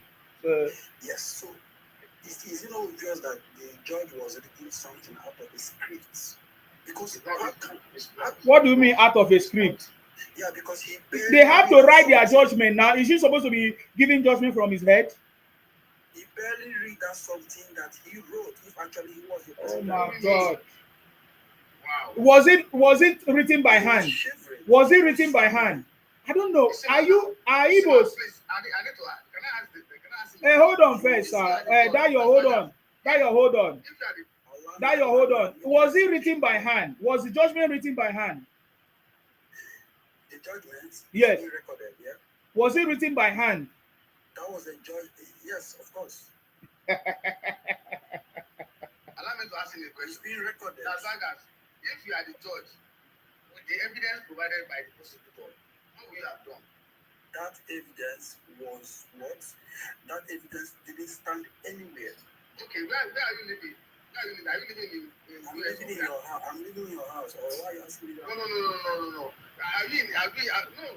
This is civil conversation. You just tell me. Allow me to make my solution. I'm asking you a question. Yes, I want to learn from the post here. I said what's conscious this man. Allow the person on speaker to talk. I said the judge is very, very incompetent. So you cannot move forward without giving us why and evidence. If not, I will drop you. Because we know everybody confirmed that the judge was so patient delivered a judgment. Even from the time leading to the judgment day, he was even pleading with Nnamdi Kanu to make his case. He even solicited with Nnamdi, begged him. I saw the report by Igbos and even IPOP on their pages that even the judge was begging Nnamdi Kanu to present his defense, which, in my opinion, that shows that he's a very nice person. And even the capital judgment that is already written there from the prosecutor, the capital judgment for committing such crime, he also, using his own wisdom and grace as a judge, he also tried to kind of step it down to life imprisonment, and even quoted the Bible. And he didn't even put the punishment of the contempt of court, because we saw the behavior of Nnamdi Kanu shouting at the judge, saying, telling him he doesn't know the law. He was abusing the law to a point that even say God will punish you now and forever. But even the judge did not react to that point. So I have not seen any evidence that the judge was biased or angry or anything. So for you to continue, I would like you to give us evidence or reasons why you are making such statement, not just saying things that does not make sense. Yeah. Yes. So during the process, this mischievous judge said that Nnamdi Kanu commanded the NSAS protestants to go and destroy the United Kingdom embassy. Yes. He also said that Nnamdi Kanu commanded the NSAS protesters to go and destroy the US. And he showed him the evidence. Yeah. So what is wrong? Is that not correct? All these things wasn't part of the evidence that the prosecutor teams came up with. So how come and where did the evidence come from? You see, I've noticed when Igbo say, show me the law, it's not correct. I listen to even the wife say, show me the law, is not constitutional. Because you guys lack political knowledge. You people think that Nigeria does not have a law, that Nigeria is not working. So go and it's opportunity for you to go, and it's opportunity for Oga, listen now. I'm talking and you are interrupting me. If I say it's something they worry you. Even your Igbo sister, a lawyer, your Igbo sister came and explained that what the judge did was, in fact, that even the judge did a perfect job. You know, your Igbo sister, who is a lawyer, who went to school, because I know you're a trader like Obi. People like you don't have knowledge of the law, just like Nnamdi Kanu. You were shouting, where is the law, where is the law? But the lawyer, your Igbo brother, came and explained, not just only that one. There are so many of your brothers who read law that have come to explain that even if it was them, they wouldn't have had the patience of that judge the way he had patience, even when Nnamdi Kanu was shouting. So what made you think that the Supreme Court that granted Nnamdi Kanu free? There is no court that granted Nnamdi anything that was granted. There is no. See, allow me to speak. There is no law. There is no court.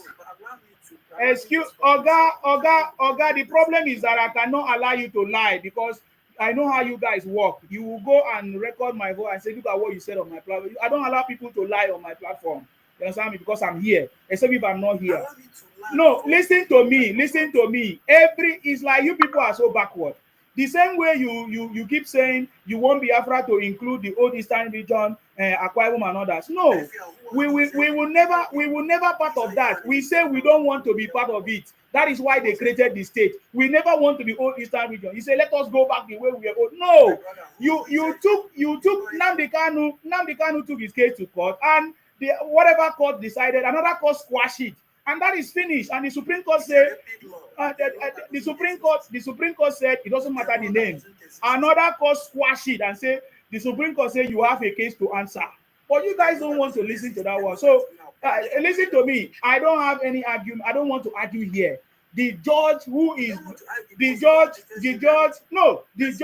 the reality now is that Nnamdi Kanu is in Sokoto prison, and the judge have convicted him. There is no argument that is going to change it. There is no argument that is going to. You can make your comments. You can express your anger. I remember when President Tinubu won election. I remember what you guys were saying. When I'm talking, people should keep quiet. Okay? When I'm talking, people should keep quiet. Don't make me angry now. I remember when after the election, Thank you for this because Oga, get out. If you want to get out, you get out. I say when I'm talking, keep quiet. Who gave you the power to unmute your mic? It's not yet your turn. I remember. you're a big fool, get out. Yeah, just like your leader is a big is in Sokoto prison. Is in Sokoto prison. So when during the election, after the election, when Tinubu defeated you people, that is how you people were arguing about the election. You say so many things about Tinubu, or you say so many things about the election. And when it was time, Obi took the case to court. When it was time, provide evidence, he couldn't provide evidence. It's the same thing that you are shouting here. So that is why I'm saying I don't want to come and shout with you. I don't want to come and argue with you because the judge has already given the final judgment, and Nnamdi Kanu is already serving his sentence. Ever since that day, he's in Sokoto prison. So I understand how you feel. Sometimes you are not feeling okay, you feel bad, that kind of stuff. And if you feel that there was anything that was wrong or is wrong, you can also contribute to the lawyer. I saw the lawyer the other day. He said he wants to make an appeal. Fine, you can write your appeal. Me, I'm not here to come and tell you whatever thing that will make me sweet in your ears. When Nnamdi Kanu was doing all these things, he knew the consequences, but he was enjoying the money. The monies that he enjoyed blinded him, and he knew the consequences of fighting against a whole nation like Nigeria. Have you ever seen anybody defeated Nigeria before? So he put a fight against the whole Federal Republic of Nigeria. So he has to pay the price. So there is no argument here. If you argue from now to tomorrow, Nnamdi Kanu will not be free from that place. So if you have a better idea, maybe you need to send that idea to his lawyer, to his legal counsel. Unfortunately, he doesn't have one. Maybe he must acquire them now, but he sacked them, saying that they don't know the law, that he knows the law better than them. But that law, that his knowledge or whatever intelligence took him to life imprisonment. Now he's in Sokoto. So it's the same way you guys refuse to learn. That's a point. Does it matter? Does it matter if he defends himself or not? Do you remember that Abiola defended himself?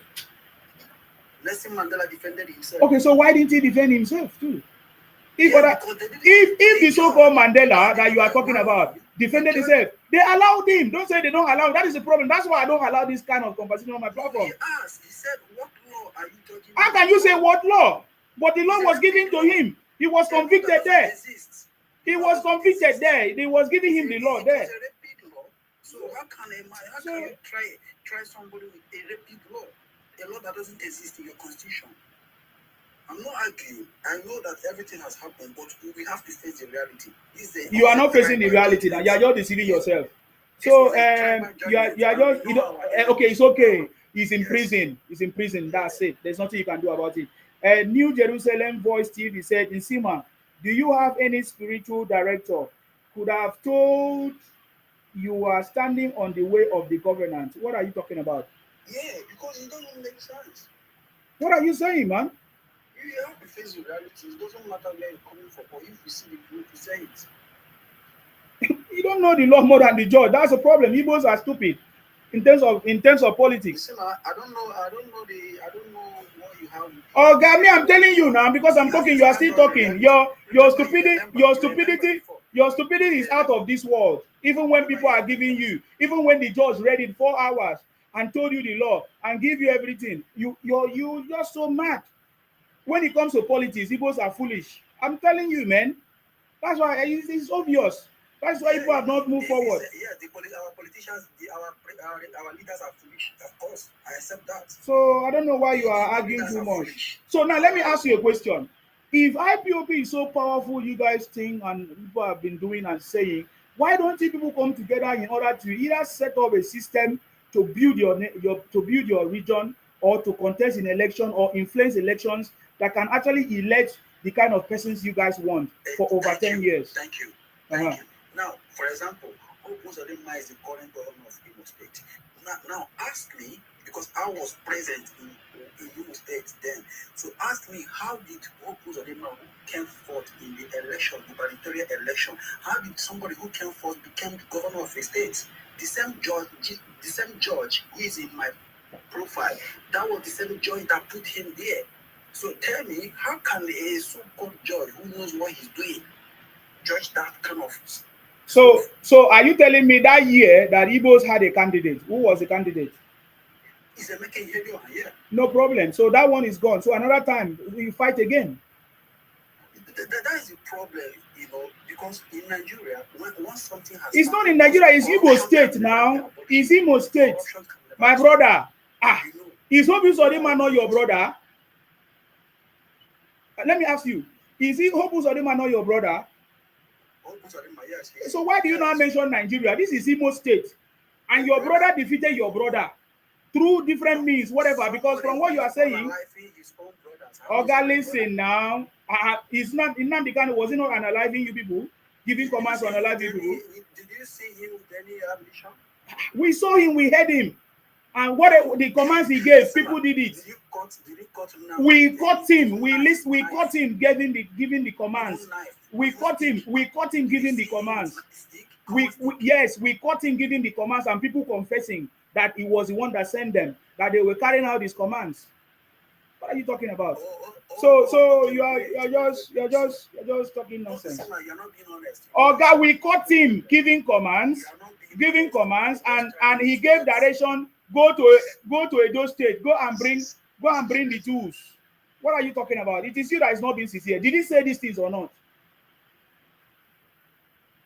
Did Nnamdi Kanu say these things? Did he say bring Ikonso 2,000 heads? Did he say it? He said what? Did he say he needs 2,000 heads for Ikonso? Did he say it? 2,000 heads for what? He didn't say such. All these things are fabricated. Yeah, it's stupid. Dayo, please go ahead. I don't want us to waste time there. That's why when I confirm something, I remove you. I will allow you to talk, but when I confirm something and you lie, I remove you. You see these people? Yeah.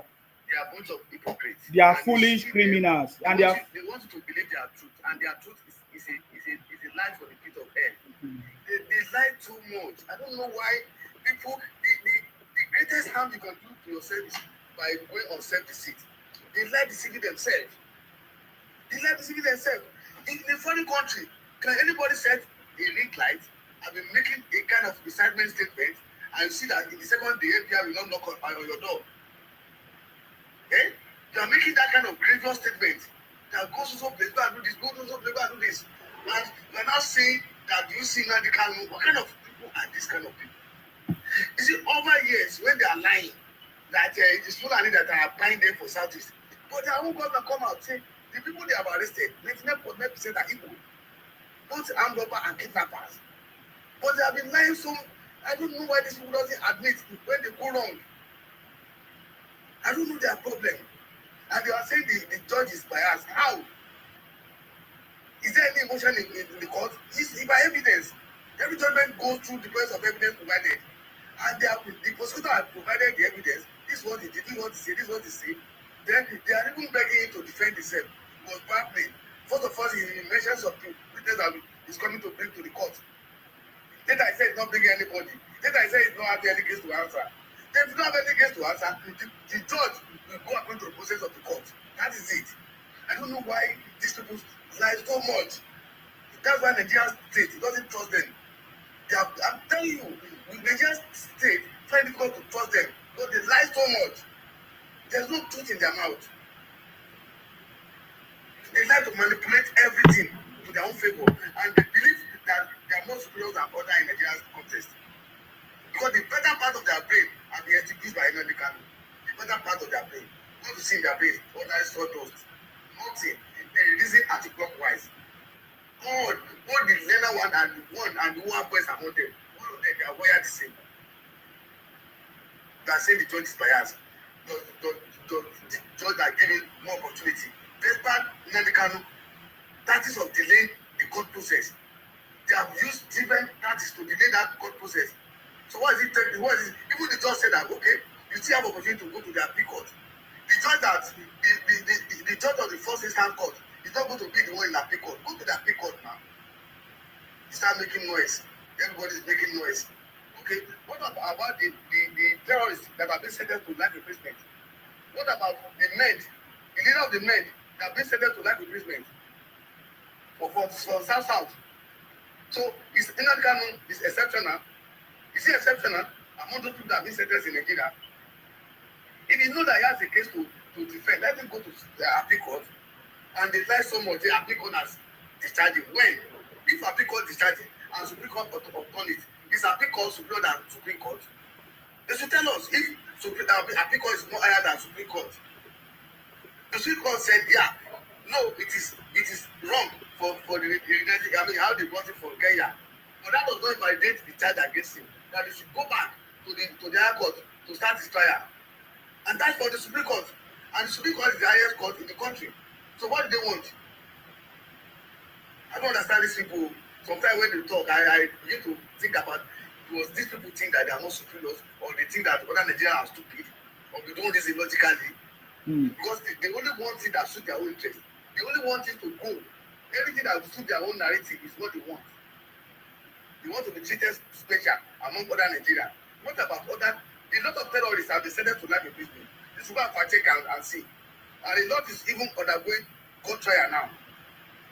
The leader of men is one served a jail time in South Africa. Another one is serving a jail time in Maiduguri now. Life imprisonment. So before they take Nnamdi Kanu go to what about the men leader? The men of the South Side, they took it to Maiduguri prison. Are they not the same Nigeria? So what's special about Nnamdi Kanu? So I don't know. So I don't think we should listen to their argument because they don't have anything to offer. The man has been sentenced. If you have any case, let it go to appeal court. If he knows in appeal court, let it go to Supreme Court. And I want to debate the president. There must be consequence for this kind of thing. The president should not listen to them. He should not listen. Whatever, if they want to start the war, they want them to start that war. And let us see how it goes. If people think because the sentence now become to life imprisonment, they want to start the war. Let them start it and let us see. Let us see who blink first. I think that they mark him out that if they sentence Nnamdi Kanu, they are going to turn the country upside down. Let them start it and let us see. When the heaven falls, there's no selective victims. There's no selective victim when the heaven falls. That's the truth. And that's the law. When the heaven falls, there's no selective victim. They are waiting for them. Let them start whatever they want to start. I think maybe it's spread across the country now. Ordinary, this genocide case they are talking about, all of them don't begin to panic in the north because the northerners are telling them that if Trump ever bomb any of their city, Igbos are not safe in the north. They know because they are the people that amplify that genocide case against Nigeria state. The Igbos are the people that amplify the genocide. We know there's killing across the country. Everybody is a victim. No particular. Those terrorists does not specifically target a section of people. A section of the people, whether they are Christian or Muslim. Everybody is a victim. People amplify it to the extent that they create a lot of fake accounts that domicile in Nigeria, but with the institution of saying they are in America, saying that there's a genocide in Nigeria. Fine. Nobody welcome the killing that is taking place in Nigeria. But they know, the Northerners have said that if premature the attacking of that city, the Igbo in the north are not safe. That what happened to them in the past is going to repeat again. So the Igbos now, they don't begin to panic. We don't pray that wars will happen in Nigeria. But if you are telling the part of war, they should remember that when they fall, there's no selective victim. You see, man, let me hit the floor. Thank you very much, Dayo, for your contribution. Thank you very much. You are completely correct. You see, just like I said, they always try to turn everything upside down, but this time around, the thing, it did not work in their favor. It did not go in their favor. It doesn't matter how they try to twist it. And just like I said, I believe that nobody can manipulate the city boy, Jakaban, because all of them are turning to President Tinubu. They have forgotten when Nnamdi Kanu said, "Go and bring the head of Tinubu." The same man he said they should bring his head is the same man that they are turning to beg for him. Yet he has not begged for it by himself. So they have a long way to go. A very, very long way to go. We saw how Nnamdi Kanu himself reacted to the judge in the courtroom. We listened to Nnamdi Kanu commanding for them to bring the head of Tinubu, Sonwo-Olu, Wike, put ransom in their head. So all these things will just go scot-free like that. You understand me? And besides, they have forgotten that it's 3 life imprisonment. Oh. I think count number 3, 4, 7, or 6 has the same 3 life imprisonment, and then 4 is it 4 or whatever? I can't remember again. It's 20 years and 5 years. So I mean, Southeast Kakus writing a letter to Tinubu is the thing that just touched me. That so you guys existed and you never stopped these shenanigans for 10 years. So all of a sudden now you just wake up to write a letter to Tinubu, the same man, the same man he said should buy Tinubu, the same man, all Igbos. We saw all Igbos saying that Tinubu is dead, is a drug pusher. These people they don't have conscience. The same people that wrote all kinds of things, all kinds of people. I remember when Chimamanda also wrote a letter to America or Trump as at that time to speak evil against President Tinubu that is a drug baron, is a this and that. So I think they have forgot. Somebody should remind them because I don't know. In this country, we need to move forward. We need to stop allowing all these shenanigans to draw us backward because they have been drawing us backward for so many years. So this is the reality. You understand me? This is the reality on board. This is the reality on ground. They should allow the president to focus and stop distracting the president. Now that President Tinubu, they are the one that is talking about insecurity. Where are the locations of insecurity? Southeast and the northeast, or and some part of it spreading across through their political activities using IPONG and some other elements. So we know where the issues are. So and this is part of the resolving the issues of insecurities. And President Tinubu have, through the judge, have sanctioned or imprisoned somebody who have been causing insecurities in Igbo land. You know, and even Ojus Okalu have come out to confirm it. All of them, there are videos of Igbos confessing now. Now they are able to confess. We now have videos of Igbos confessing how Nnamdi Kanu buy their brothers and sisters. So because when I hear these people say it's not true, I don't know what they are talking about when they say it's not true. But I'm not here to argue with them because it's over. If the case has not happened, or if the sentencing have not happened, maybe I could have tried to give evidence. But I don't need to give evidence anymore. I just like I said before, I have seen these people before. I know them very well. They are not repenting. They can never repent. So anybody telling them or giving them pardon or whatever, all this is just a waste of time. It's still going to take us backward. Let us forge ahead and move forward. I get it now. Look at the treatment that the federal government is giving to all these banditry and Boko Haram in the north. They are not. It's very serious treatment. You know, very very serious treatment. So we don't want all this talk. It don't happen. It don't happen. This should be a lesson to Ndi Igbo so that they will learn. So another person will not rise up to do this shenanigans and stupidity. Nothing is going to change the judgment. Nothing. No pardon of any kind for now.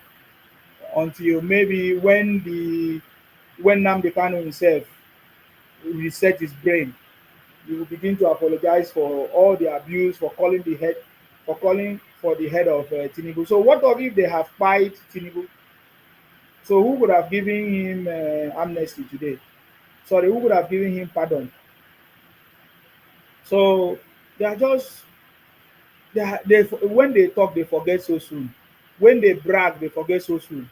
Just like I said to them, if you see all this one that they are doing, it will still come back to them. You see all this one that they are bragging or that they went to Congress, this Christian genocide, it will still come back to them. When Nigerians will remember it now, they will now start saying, oh, they don't like us, they do this, they do that, they do that. Anyway, that's by the way. I'm just going to conclude because I don't have too much of time to stay anymore. Insecurity in Nigeria today is caused by politicians who are fighting for political positions in Nigeria. And from our historical data, previous elections, and what has happened before in the past, they always fight against a sitting president from the south using kidnapping, insecurity issues, and all forms of criminality or insecurity, especially in the north. They always kidnap their brothers and sisters in schools, in mosques, in church, burn down all those places so that they can use it as a political campaign. So the insecurity in Nigeria is political, is a political game, is a political slander or blackmail against a sitting president. And in this case, is against President Tinubu because they don't like him. They can see that the man is doing something differently. He is serious, silent. We don't hear his voice, but it's making things happen. They never saw it coming. They thought that it's going to fail. Now they have seen that he has not failed in any way. Even in the look at the tax reforms. You know, how many of you remembered when the tax reform issue started? When people were saying that this tax reform is not going to work, it's not going to pass. Have you ever thought about President Tinubu managed to make it to pass? Oh, the city boy is on the throne. Jackaban is on the throne. President Tinubu is a transformational leader. Everybody will come to terms with this conversation in the next few years or next 2, 3 years to come. That President Tinubu is the transformational leader. That is why they know and they can see that this man is convinced. He knows what he's doing. He's doing it silently. He has his own method, policies, pattern, model, and he's working and he's implementing things. Have you noticed that after all the noise, I remember when all the British, all even some northerners politicians were against um, the tax reforms. They say it's not going to work. At the end of the day, it passed, which is going to be implemented, of course, from January 2026. How many of you remembered? How many of you remembered when the whatever first subsidy incident came? People protested. I remember when they say hunger protest. I even remember when VDM came out on the street. He was organizing protests. The moment then Tiakasam, ever he was crying that day. Ever since then, he never joined protest again because he knows what it means that we are not joking. In fact, even Sowore himself, we saw what happened last time. As Sowore organized a fake protest in favor of Nnamdi Kanu, which he knows the truth. When the reality set in, he was running as if he was running marathon. So I'm telling you, this is another challenge for President Tinubu.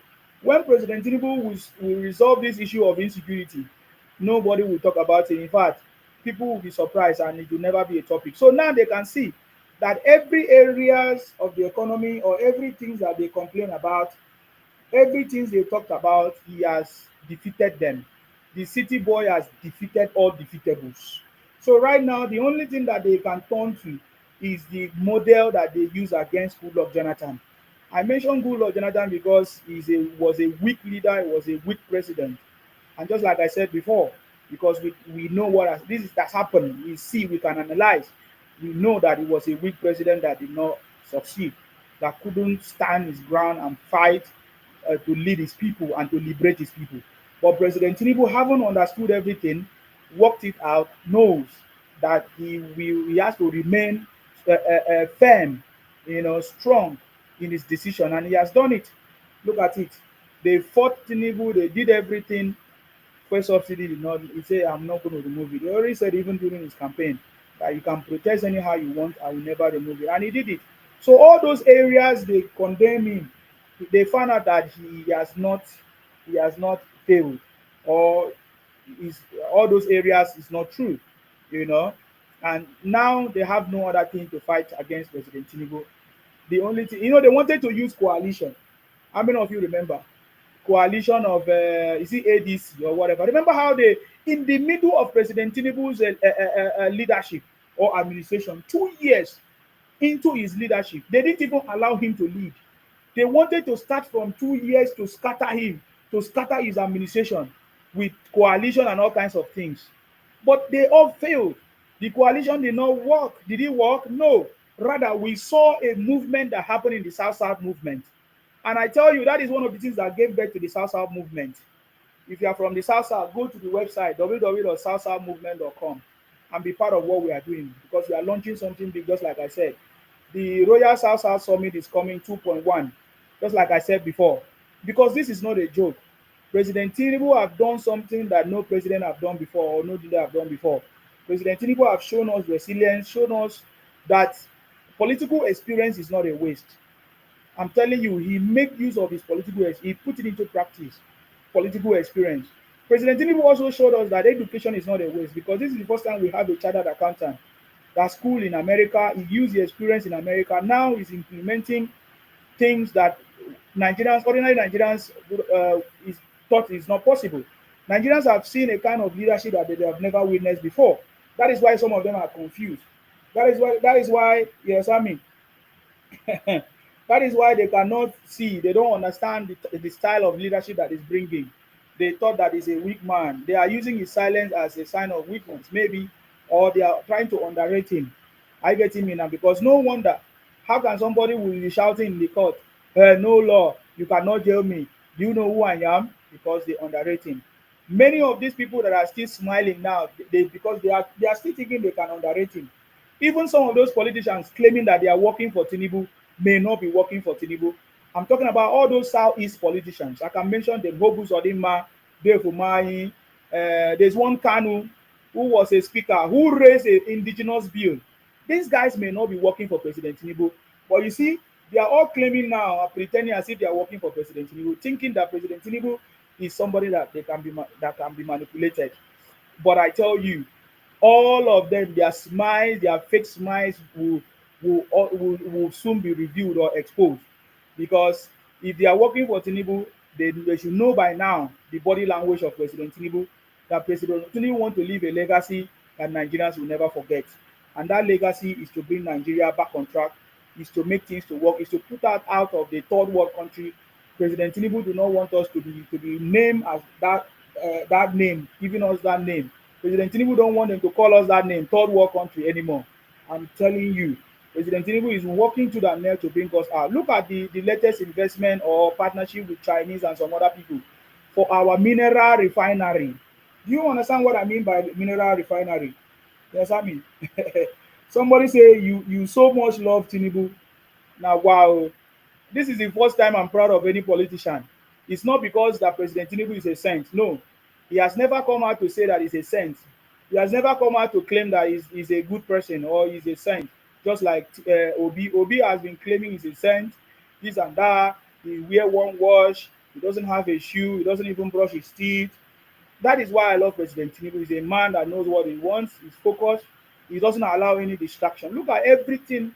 Look at every challenge that have come against him. He has defeated it. He's focused. He's making things happen. And for the first time, a man who recognizes it to this capacity, recognize the people from the South. We must make sure from the South that we pay him and support him back for the for I will say for the support or for the recognition and for recognizing other tribes.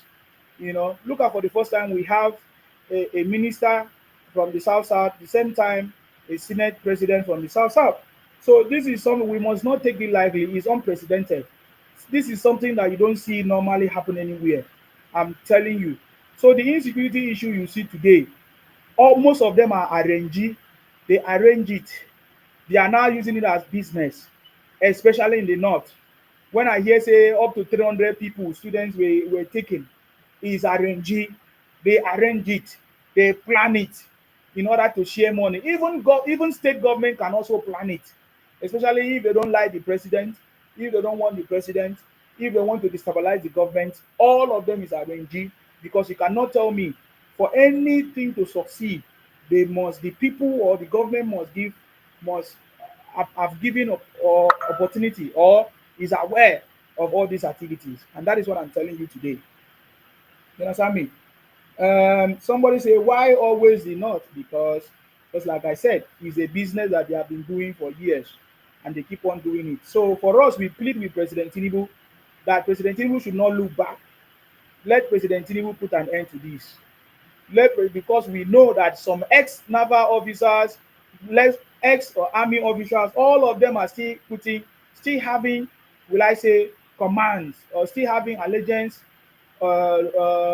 loyalties, even in the present service or law officers. So those are the problems that we're having in this country, and something must be done differently. And I believe that President Tinubu have a way out, because I know he have the experience. Because do not underrate the experience of President Tinubu while working in Nigeria, and even as he ran away when it was no longer comfortable. So I'm saying this because I know that this problem of insecurity will also come to an end. Just like every other problems, just like every other issues have been addressed by President Tinubu, I strongly believe that this one is not exceptional. So stop joining people escalating the issues of insecurity, trying to escalate it, trying to target the Christian genocide, or trying to call on external bodies, to come and invade the country and all of that. This is not going to work. If you are part of the people thinking that Trump is coming to save you or to invade Nigeria, you must be foolish to think that way because you don't know what you're saying. Because when I hear people to say, "Oh, we are calling on a external body to come and help us," what are you talking about? You are talking out of sense. So if I hear anybody say that, I don't argue with you anymore because I just know that you are out of this world with your stupidity. You get the point now. So if you are part of the people the marketing the country, if you join the Igbos, the Igbo Biafra criminals or IPONG group to the market the country with propaganda, with misinformation, that means that you don't know what you are doing to yourself. We are supposed to be patriotic. We are supposed to support our president. We are supposed to give information, um, support in whatever the president is doing. We saw the statement of President Tinubu that he had or a long meeting with his council of what do you call it, law enforcement team or all of that. Me, I don't want to burn my head. Why should I burn my head? I'm not the president.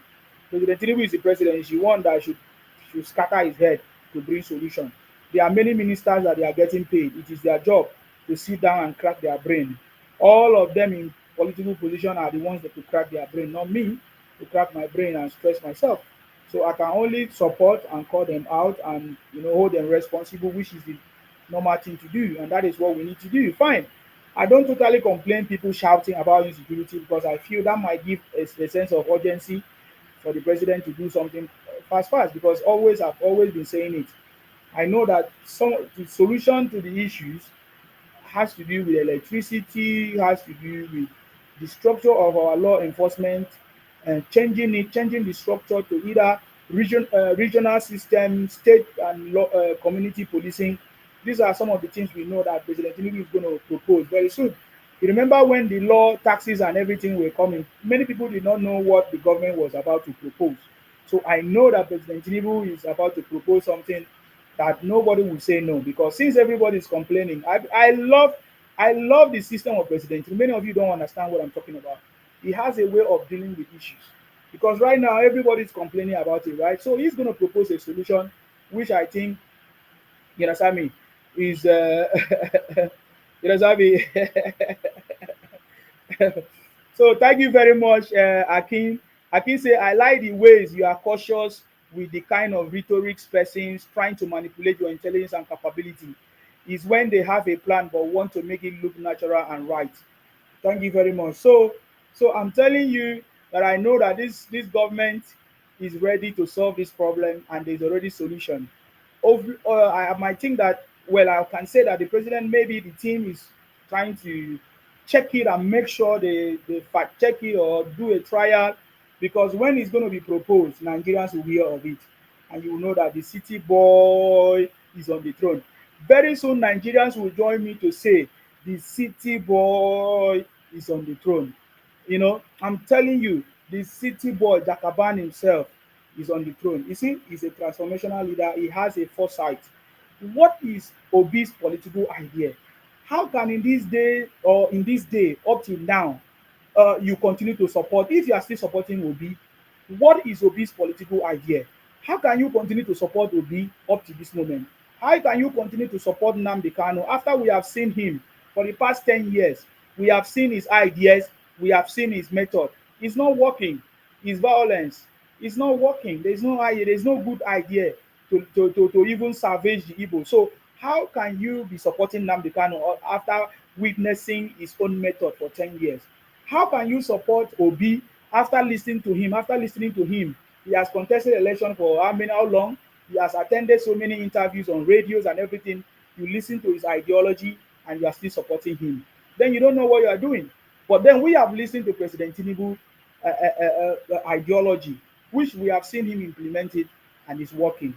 So very soon, all of you need to join me to say the city boy is on the throne. Are you getting me now? The city boy is on the throne. I know that some of my people from South South might say, "Oh, Nsima, don't you know that we are supposed to have a greater stake, this and that?" Everybody supposed to have a greater stake in this thing, and that is why I'm telling you, everything is done gradually, and President Tinubu is using that tactics gradually. Remember, one thing you guys always forget, which I always try to point out. Remember when how everything started, 2023. President Tinubu was so dull. Did you not witness it?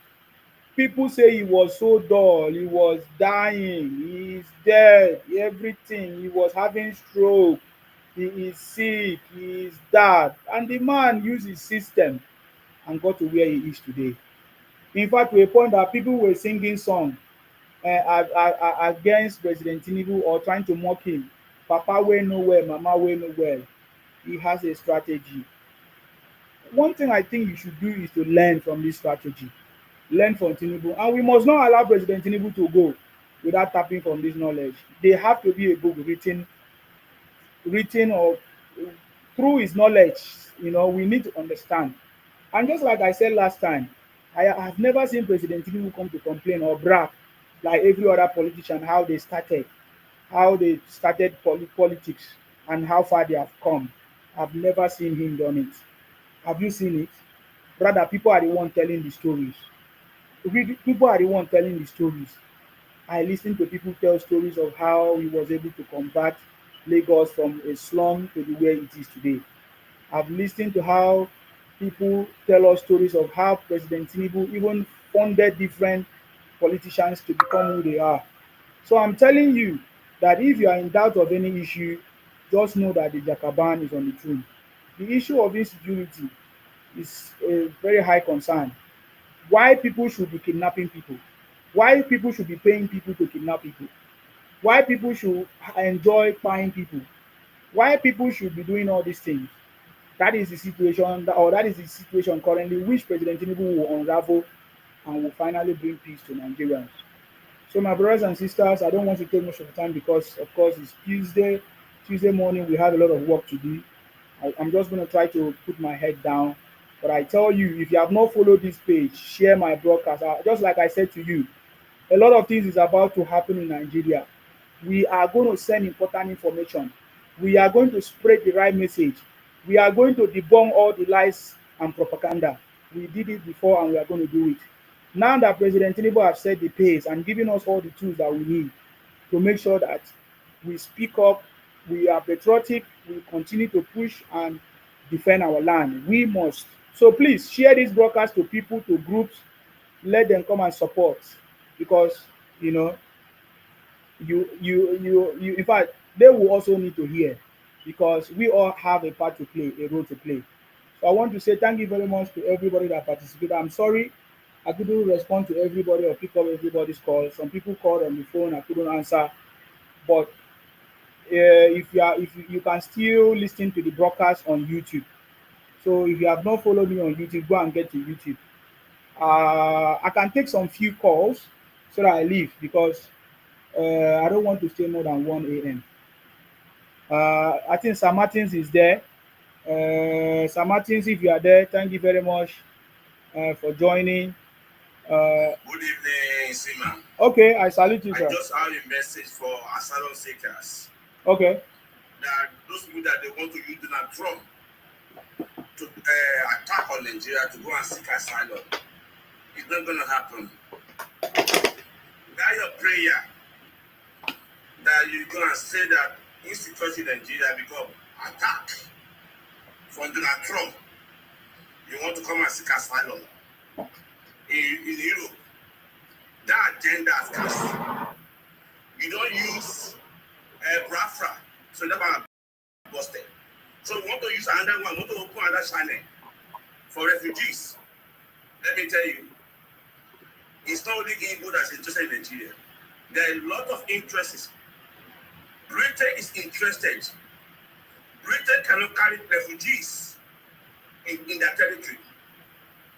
They cannot withstand inflow of crowds because of if Donald Trump came to Nigeria and anybody called insecurity, called inflow in refugees from Nigeria, Britain will never allow it. So if you are praying for Donald Trump, go and pray very well though. Go and tell the pastor. That prayer is not going to answer. Ghana is interested. Ghanaian territory, you haven't have issue. Donald Trump coming to Nigeria, come and throw bomb to Nigeria. Ghana is telling Nigeria, leave Ghana alone. Igbo must leave Ghana because they are feeling effect. Togo is interested. All the West Africa is interested on Nigeria. It's not only Igbo. So don't think that it's only your agenda. There are many agendas. So if you are campaigning, then come. He never come. It's not going anywhere. Nigeria is 250 million people. Where go carry them go? So you are clamoring for anarchy in Nigeria. So you want to have inflow of refugees all over Africans. So that prayer, it will never be answered because Britain itself cannot withstand loads. Now in Britain, they are even sending refugees away in Britain. So if you want to go and be a asylum seeker, that's your agenda. For calling Donald Trump, he don't cast. That's the message for those people that are calling for Donald Trump. Thank you, Zuma. Thank you. Thank you very much. Thank you very much, Atlantis. I think that is correct. It's because Igbos in America who travel to America, they are seeking for asylum. So that is why they are trying to use the word Christian genocide as a term or as a reason why they are running to America to seek for asylum. So that is what they want to use. The same way they were using IPOM to seek for asylum across Europe, that was casted as well. So they want to use Christian genocide to try to seek for asylum in America, which is a lie. It has been busted. It's a lie. So that all those things are not working anymore. Let them look for decent business, tangible business to do in order to progress. I get me now. So I think that is what I want to add to that. People should stop collecting money to kidnap people. People should stop collecting money to buy people. People should look for decent businesses to do. Buying people, kidnapping people, asking for ransom is not businesses. It's not a genuine business. It's not decent business. Taking people's body parts. By the way, the news that they have rejected the request of FG from taking Ike Kuremadu to Nigeria. Are you aware of that? So the government is the UK government is very particular. They know that and they have to reject it for their own reasons, you know. All these things, the government, instead of the government to focus on building the country, they are spending time to come and seek for freedom of Ike Kuremadu. This is one of the things why our government sometimes they are not prioritizing anything. They lost focus. We have so many issues. Why should you go and use government resources, travel to the UK to go and seek for Ike Kuremadu to come and pay his sentence for in Nigeria? Is it because he was a Senate president before, or what? So that's why I say that. And did you hear Igbos complain? Because it's their brother. That's why they never say they are coming to free terrorists or they are coming to free a convicted organ harvester allegedly, because that is what they said he did. He wanted to do. Ike Kuremadu. So these are the kind of things I talk about. Very double standard, hypocrite people. They will not talk about it because it's their own brother. How can the government spend our resources to come and free Ike Kuremadu? Because we know what that means. To say he should come and serve his sentence or jail terms in Nigeria. So those are the things that we are saying. Our government should focus on governance and build this country and move our country forward, so that people like all these IPO, IPON and all of that will not have excuses to give or things to talk about. So yeah, that's it, guys. I don't want to. There are other things I could have talked about, but because of the time, I will not be able to do that now. I want to say thank you very much. Let us continue to pray for the President, His Excellency Asiwaju Bola Tinubu, and his team of people working with him for more effort for protection. Because I know that people are going to be trying to manipulate the president right now, especially the Igbos and people closer to him.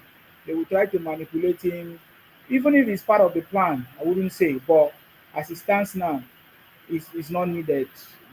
Uh, Pardoning should not be part of what should be of President Tinubu's concern right now, because we need to build the country. The issue of electricity has not been addressed, so we still have a lot of issues that needs to be addressed. So that's why I say the government should focus on addressing these things so that we move forward. For me, one of the things I voted for Tinubu, they have not done it yet, is electricity. Though I'm aware that electricity has improved, but we need 24 hours because we have the resources. So let that be done, because with that electricity, even insecurity can be resolved. the insecurity issues can also help in resolving the insecurity, yeah, you understand me, issue. So I'm aware you also ban withdraw all these escort from VIPs and some celebrities and all of that, which is part of it. So there's a lot of things to do. Like everybody should put their hands on them. It's not just leaving the job for President Tinubu alone.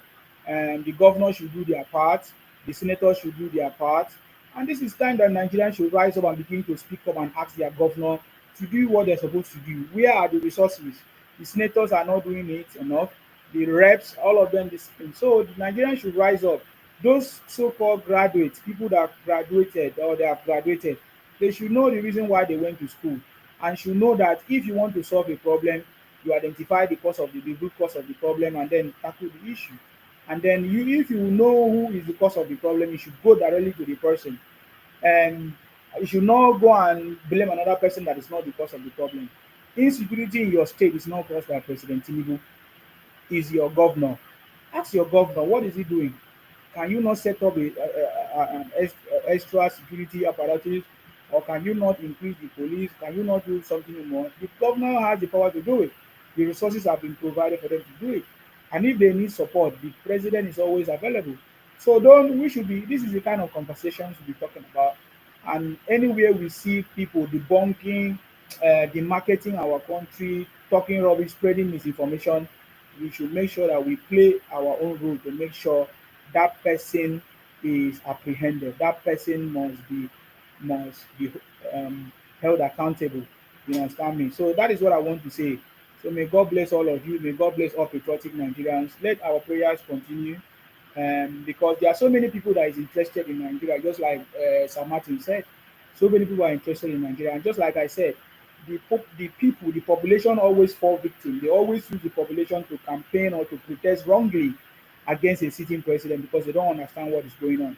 All they see is like, oh, President Tinubu did not do this, but they don't know that the external bodies or the external interest is also part of the problem that are trying to make us to unseat a president that is working for the interests of the people. So we need to pray for President Tinubu. We need to pray for people's understanding and mindset. And by the way, just like I try to put this disclaimer in all my broadcasts now, because I've seen that there are some people that don't understand. I am not fighting against the Igbos. I love the Igbos. My best friend today is Jele Igbo.